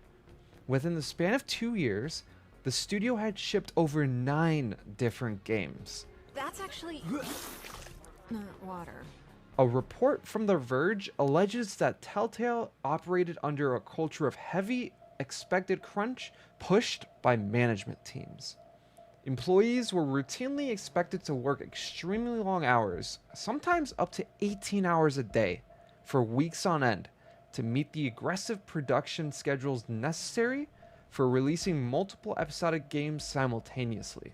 The company grew too fast and took on too many licensed projects, which ultimately created a machine that could not be sustainable financially or operationally. As the studio was faced with extreme internal pressures back in early 2017, 3 key members responsible for the successes behind some of Telltale's best franchises saw the writing on the wall, citing frustration with the creative stagnation and toxic culture. Well, it's just there was also this sense of desperation. Like, you know, when you can tell a business or a studio is desperately in need of money and they're just struggling, and so they start to just throw stuff at the walls frantically to try and see if anything sticks. That's kind of what old Telltale felt like. Was it was like, yeah, just it's like none of it's particularly good, and there's just so much of it that it just started to feel overwhelming, and it lost that spark that was exciting and where you could feel like they were really making a game and writing a story because it was compelling, not because they had to hit the deadline, you know. This studio was about to explode and completely shut down, and they needed to get out while they still could. All 3 would leave at the same time and subsequently join Ubisoft in their San Francisco office working on narrative adjacent games like South Park, but they also wanted to start their own studio within Ubisoft and have full creative control behind it. However, Ubisoft wasn't really receptive to this approach of forming a new studio. They had left one studio due to creative stagnation, only to be met with resistance to forming something completely new under Ubisoft. Dude, can you imagine if Ubisoft had actually greenlit Dispatch and gotten out of their way and just like didn't touch it? Like, can you imagine if Dispatch was a Ubisoft game? Like, that would be just so crazy. One that would allow them to operate with full creative freedom and do what they do best, making games. And if this sounds very familiar, it's because this isn't the first time that Ubisoft did this. The creators of Expedition 33 left Ubisoft due to the same exact reason, word for word. And it wouldn't take long for our ex-Telltale... Can you imagine if Ubisoft made it? Yes, it would be shit. Yeah, well, I think that's exactly the point, is that there's so many talented people out there, but the problem with modern AAA development is that they've really struggled to identify the talent and then give them the freedom to make an Expedition 33, but under their umbrella, or make a Dispatch under their umbrella. And I think it's honestly like in the post-COVID era, a lot of especially like millennials and Gen Zers and Gen Xers, they just realized that like, oh, I can just like leave.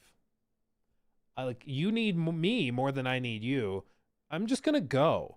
And so they left, started their own stuff, and it's blown up, because it used to be that like the goal was to work at a big studio and then climb the ranks and become like a game director and make those great games. Now it seems like the goal is get experience on how to build games at the big studios, and then get out and make your own thing, you know. And it's worked quite clearly, because they've made some amazingly talented devs very successful by frustrating the crap out of them and encouraging them to leave unintentionally, which happened, you know, again with Expedition 33 devs. Not all of them. There was some misinfo going around, because it kind of fit the narrative, where some people thought that all of the 33 devs working on Expedition were former Ubisoft devs.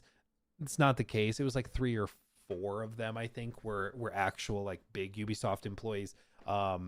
Most of the other ones actually did not work in gaming before making Expedition, which is almost more impressive. But anyway, continuing on. Dream team to follow suit. After only 1 year at Ubisoft, I also think people would rather retain their ideas. Well, it's certainly the case that there's a hesitance to put forward your absolute best when you know that there's a risk that the company's just going to take it, you know, like that I do think is a consideration, unfortunately. If you're like, yeah, I have this really good idea for a game called Dispatch, but if I tell it to Ubisoft, Ubisoft then owns it. So maybe I keep it reserved. But again, it's that's a failure of the company, not encouraging their employees to put forward their best work, because they're worried that, you know, the company's going to steal it. You know, you got to find a way to find that talent, harbor it, retain it, and then give it room to grow. Telltale veterans would leave and form their own studio, Ad Hoc Studio, in early 2018. Ad Hoc was founded with the stated intention of continuing the legacy of narrative-focused titles that the original Telltale games had pioneered. The four founders, Michael Chong, Nick Herman, Dennis Leonard, and Pierre Charette, quickly began brainstorming ideas of how they could push the genre to the next level. They were absolutely inspired from works like Netflix's Bandersnatch, and hinted that their first project would be an interactive live-action experience that blurred the lines between film, television, and games, similar to Bandersnatch. September 21st. Yeah, and I think they've done that. Like, I know Kojima's also said that he wants to blur the line between games and film. And I would love to see Kojima's version of this. You know, I think it'd be so fascinating. We'll see it eventually, but I think it's just a matter of time. Anyway, Telltale, immediate release. 2018. Telltale announced a major studio closure. The company laid off approximately 225 to 250 employees, or around 90% of its staff, without warning. Employees were given 30 minutes to vacate the building. They received no severance pay. Ad Hoc Studios and the creative drivers were safe, but over 200 employees had lost their jobs in quite possibly the most abrupt studio closure of all time. The genre that Telltale had pioneered up until this point had completely collapsed. Like, you could tell that they had like a meeting among the studio heads, and they all kind of sat around and were like, we are out of money. So we can take on a lot of debt. We can go in and we can throw money from our personal pockets into it to keep it going for another month. Or we just shut it down. And they just decided to shut it down. They're like, the money's gone. It doesn't work anymore. So they just shut it down. Yeah, you could tell the tale. Yeah, you really could. Kojima's next game, he plays you. There's got to be a joke there with Jeff. Like, don't tell Jeff, or I don't know. So, how does Ad Hoc Studio continue the legacy of Telltale? Where do they even start? But before I move on to the next chapter, if you're enjoying this content thus far, it would mean a lot if you subscribe to the channel. Yes. If the legendary Actman can do it, you can too. True. Go sub. Oh, this sounds weird in my headphones. Okay, now it's okay. That was like really disorienting for some reason. My brain did not like that. In 2019, Ad Hoc Studio was full steam ahead on their first project, an interactive live-action project. Their vision was to make what we now know as Dispatch, but with actors, sets, and a full show's production cycle. They had begun working on this project extensively throughout 2019. Meanwhile, what remained of Telltale was bought up by a Californian-based company called LCG Entertainment. The new Telltale wanted to work on new games based on Telltale-affiliated properties. While licenses for games and planned games like The Walking Dead and Stranger Things have since reverted back to their original owners, the new Telltale retained licenses for their own original IPs like The Wolf Among Us. But going back to Ad Hoc Studio for a moment, while they were working on their live-action project, they were approached by the new Telltale, asking to be contracted for their first release under new management. And since Ad Hoc Studio was partially founded by the creatives behind the first episode of The Wolf Among Us, the new Telltale Games approached the team to help them make a sequel. Of course, Ad Hoc said yes, since it meant their new small studio would receive funding to continue their live-action project, and since they all worked on The Wolf Among Us already, they were all very excited to return to the world. Telltale and Ad Hoc inked a deal, with an announcement of the new game in 2019, with Ad Hoc specifically working on narrative and cinematic elements for The Wolf Among Us 2, which was set to release in 2023. This will be very important later, so be sure to remember this. Remembered. Great. Now Ad Hoc had two projects they were working on. One that they had been intimately familiar with during their time at old school Telltale, and one that is something they've dreamt about working on. Things were getting exciting at the studio. However, in early 2020, as production on their own franchise was about to begin, the pandemic hit and completely shut down all production on their live action series. Due to the pandemic completely shutting down film and TV production, they had no choice but to shelf the entire project indefinitely. Looking back at this, Ad Hoc co-founder Nick Herman said that the shelving of the project was a blessing in disguise. "You're asking a bunch of game devs to shoot a TV show," he said. "It would have been a fun failure." I was gonna say I'm really glad that it didn't work. Maybe that's selfish. Maybe that's mean, but I'm really glad the dispatch we got was the dispatch we got and not a TV show, a weird TV show. The studio moved on to The Wolf Among Us 2 after that, in a work-for-hire capacity, and would be for the next 2 years. Since the game was scheduled to be released in 2023, Ad Hoc made sure that their work on narrative and cinematic elements would be well ahead of the targeted release time. 2 years of developing The Wolf Among Us 2 went by, and then all of a sudden, radio silence. Nothing from Telltale or Ad Hoc on what was going on with the project. Well, it turns out that the game was delayed indefinitely in an effort to avoid crunch. We weren't running the project, it was Telltale we were doing it in partnership with, and we couldn't wait around and do nothing. It turns out that Ad Hoc had finished their contracted work, but didn't have any control of anything else on the game beyond that. During the stagnation of work on The Wolf Among Us 2, they slowly began to revisit their shelved project since they had to keep the studio up and running. Ad Hoc took the foundational narrative work from their shelved project and reworked it into what we now know as Dispatch. Without worrying about the live action media side, they can work on what they've done best: narrative, story-driven games. God, I'm so glad they did. Again, it's easy to say now. Like, if Dispatch came out and it sucked, it would have been like, oh, they should have done the TV show. But again, looking back at it now, I'm so glad. So, they began staffing up. They had a concrete vision for the game now and needed the firepower to get the project across the finish line. From 2021 onward, it was all about Dispatch and ensuring that the game received the full attention of the nascent gaming studio going forward. Early UI planning. Just be careful, kid.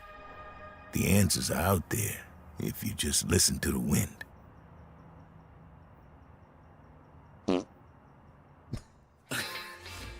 After determining Oh, sorry. Farts are funny. I don't care what anyone says, okay? Farts are funny. It's okay to say that. It's okay to think they're funny, okay?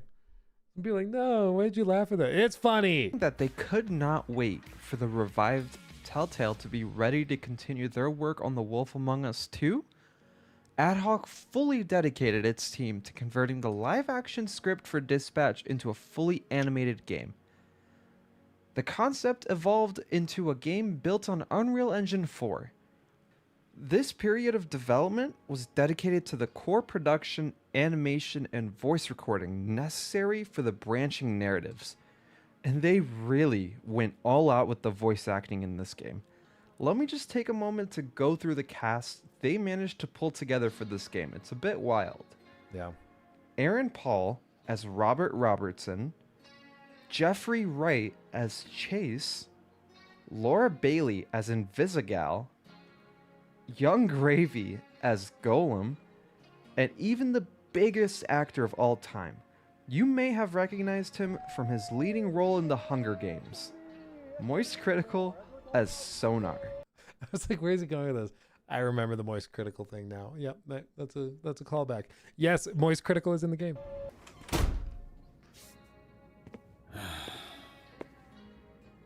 You gonna eat those Twinks? That's not what they're... You know what?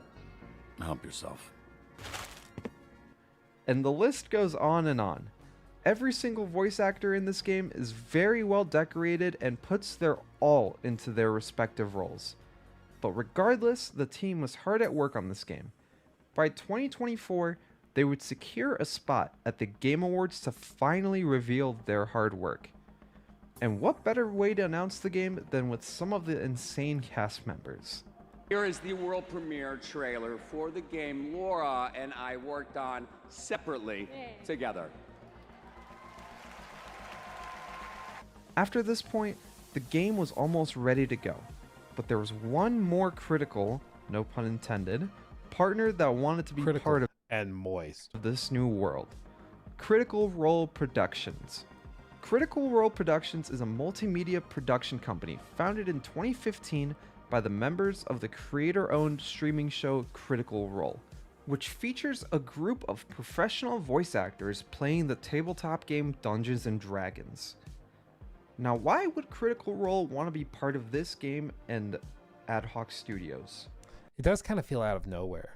It does, like just a tad. Not complaining. It's like, really? Wow. Huh. Well, Critical Role had seen some massive success with their tabletop sets and have expanded their reach by creating the animated show Vox Machina, It's really based good, too. off of one of their campaigns.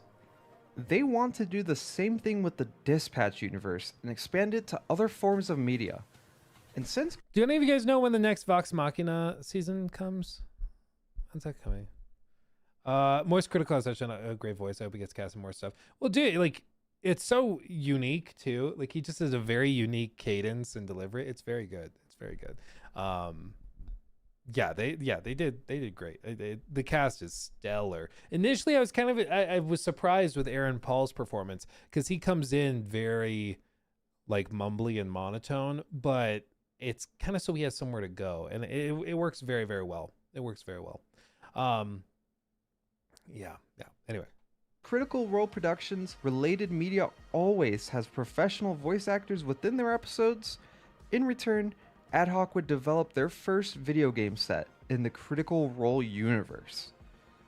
But going back to Dispatch, following the 2024 Game Awards reveal, so they contracted to do a game in the Critical Role universe after Dispatch. to other forms of media. And since Critical Role Productions related media always has professional voice actors within their episodes, in return, Ad Hoc would develop their first video game set in the Critical Role universe. But going back to Dispatch, following the 2024 Game Awards reveal, Dispatch would launch in late 2025 to critical acclaim. The new studio managed to sell over 1 million copies within 10 days, and we haven't even finished the game yet. As of writing this script, there are still 2 more episodes set to release later this month, but all signs point towards the game and the studio having a hit on their hands.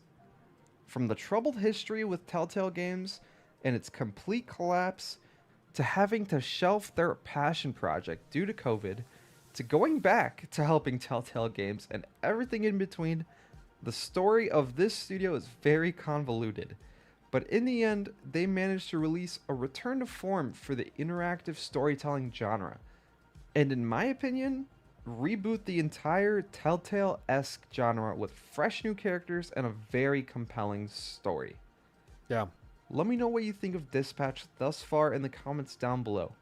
And as always, thank you for watching, and I'll see you in the next episode. Absolutely. Very good video. Go sub to Pounder McNasty. Fantastic breakdowns of this stuff. And yeah, I think it also, reminds me of so many people have said where it's like, in order, what is the exact phrase? Like even Todd said it actually, but it's okay for people to miss you. And I think honestly, like, distance makes the heart grow fonder. However else you want to phrase it. But basically, like, Telltale was pumping out so much stuff constantly that it was kind of hard to miss it and kind of hard to be excited for it, because there was just always some new episode about to drop for 5 different games they were working on. And so it was just hard to make any single one feel like a moment, something to be excited for. But with now Dispatch, I mean, for the first time in a long time, I don't typically like episodic stuff. I think because those old Telltale games kind of spoiled it for me.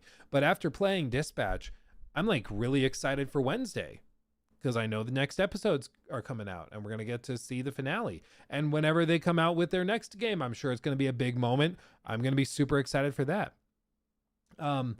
And I just, it's so exciting to have something like this that's just, it's not over monetized, it's priced fairly, it's really well executed.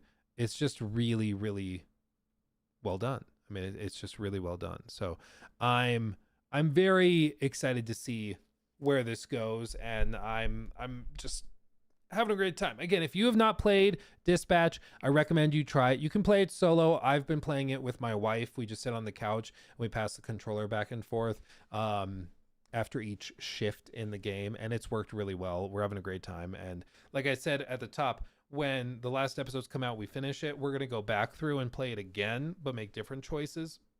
Because basically there's a big choice early on where you choose to fire or keep one character. So we're going to do the opposite, and we're going to do other things where it's like, oh, I'm going to play this and I'm going to choose this person and I'm going to turn this person down and go with this person. And it's going to be cool to see how different it can get. Am I playing censored?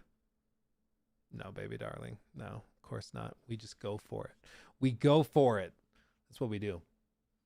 Except 3 major ones. Yeah, those are the major ones I want to change. The smaller ones, like individual dialogue options, aren't going to change a lot, but I'm excited to see how the big moments shift and change. Again, no spoilers, of course, but what does censored do? There's things that hang out if you go uncensored. Yeah. They just get right to the point when you boot up the first episode. If you have uncensored mode turned on, there's a lot. Yeah, eggplants. Bender, thank you for 14 months. Luke, we got to know who you picked. For which one? I will say, I said we passed the controller back and forth. I had passed the controller to Nikki, and Nikki chose, did not choose Charlie. She did not choose Charlie.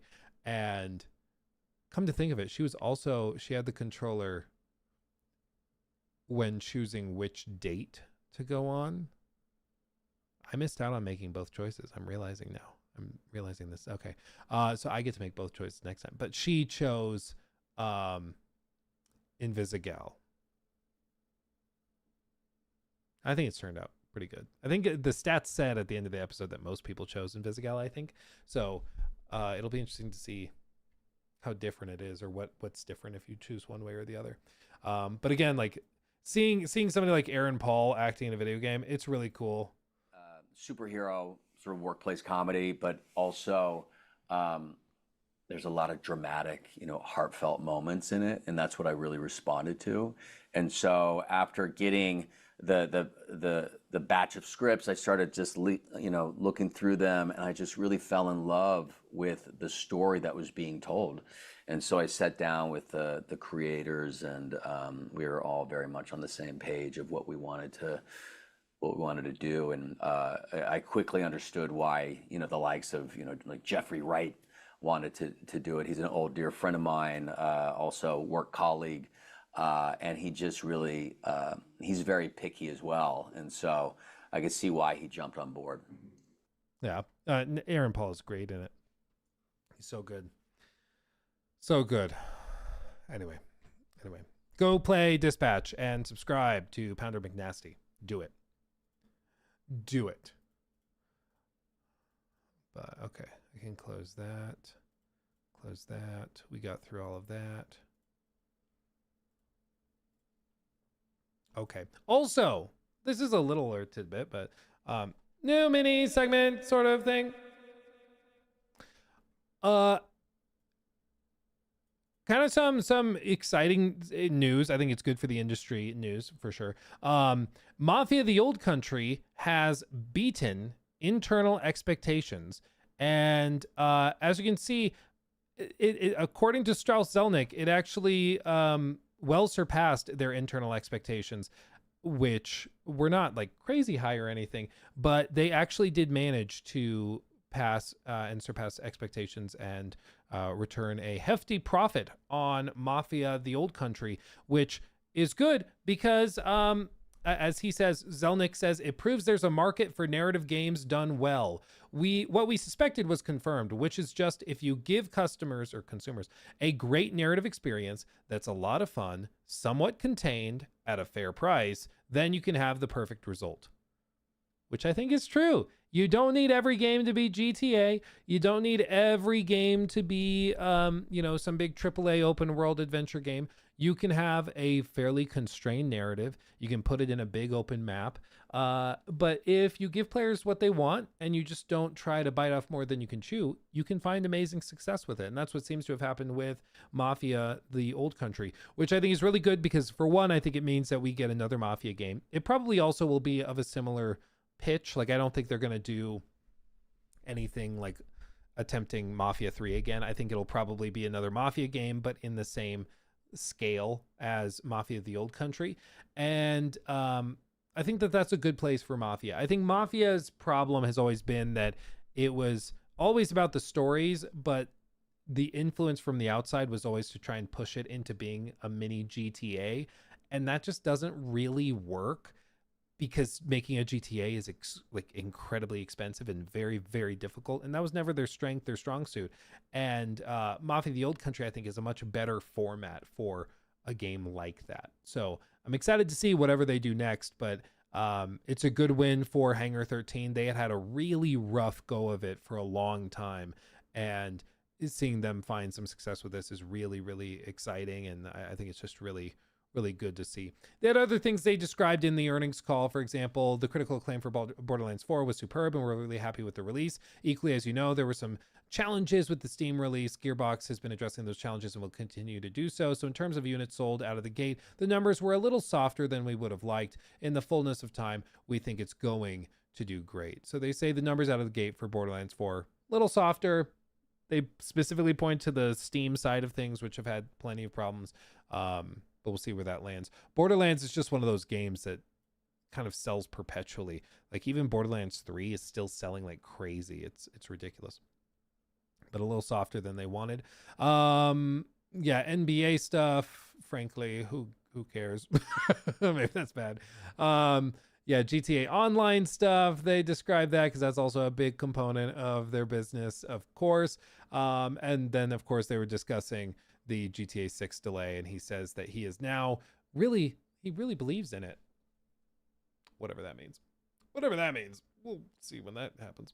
But anyway, fun news, good news again for the industry, because I think it means that you'll see more games kind of like this greenlit, which again is really, really good for the industry, because these smaller experiences have largely been lost. You don't get a lot of these AA size games anymore, except from indie teams. So to see a big company like 2K backing it is really exciting and encouraging. So I think it's good news. It's good news. Glad to see it. Yeah. Can somebody just put me in a coma for a year? Just, quickly. Dude, so much of this stuff has reminded me of, like, you remember the South Park episode where it was like he's waiting for the Wii. He's waiting for the Wii, and he's just marching back and forth. Come on. Check the watch again. Come on. It's so good. Is that a screenshot from The Mummy 4? Oh, the screenshot from Mafia? No, but speaking of The Mummy, again, just to remind you, Brendan's coming back. Everything's going to be okay, guys. It's all going to be okay. It's all going to be okay. It's going to be fine. No matter what, it's going to be okay. Oh, So good to see. Anyway, I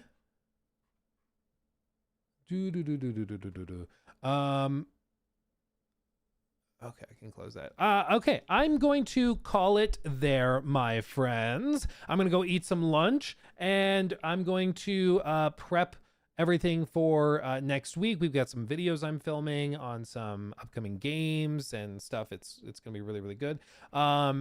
I appreciate you guys all being here, joining me today, putting up yesterday with all the technical issues with the power going out, but everything should be good for everything moving forward. Next week, we'll be back to normal, hopefully with no power outages. So I appreciate your patience on all of that, but we'll get back into the swing of things, okay? Much love. Thank you for hanging out with me. Thanks for making my dreams come true every day. I appreciate you more than you could possibly know. Until next time, my friends, much love. Also, shout out to Potatonator over on Twitch. Give us a kiss. Love you. Bye.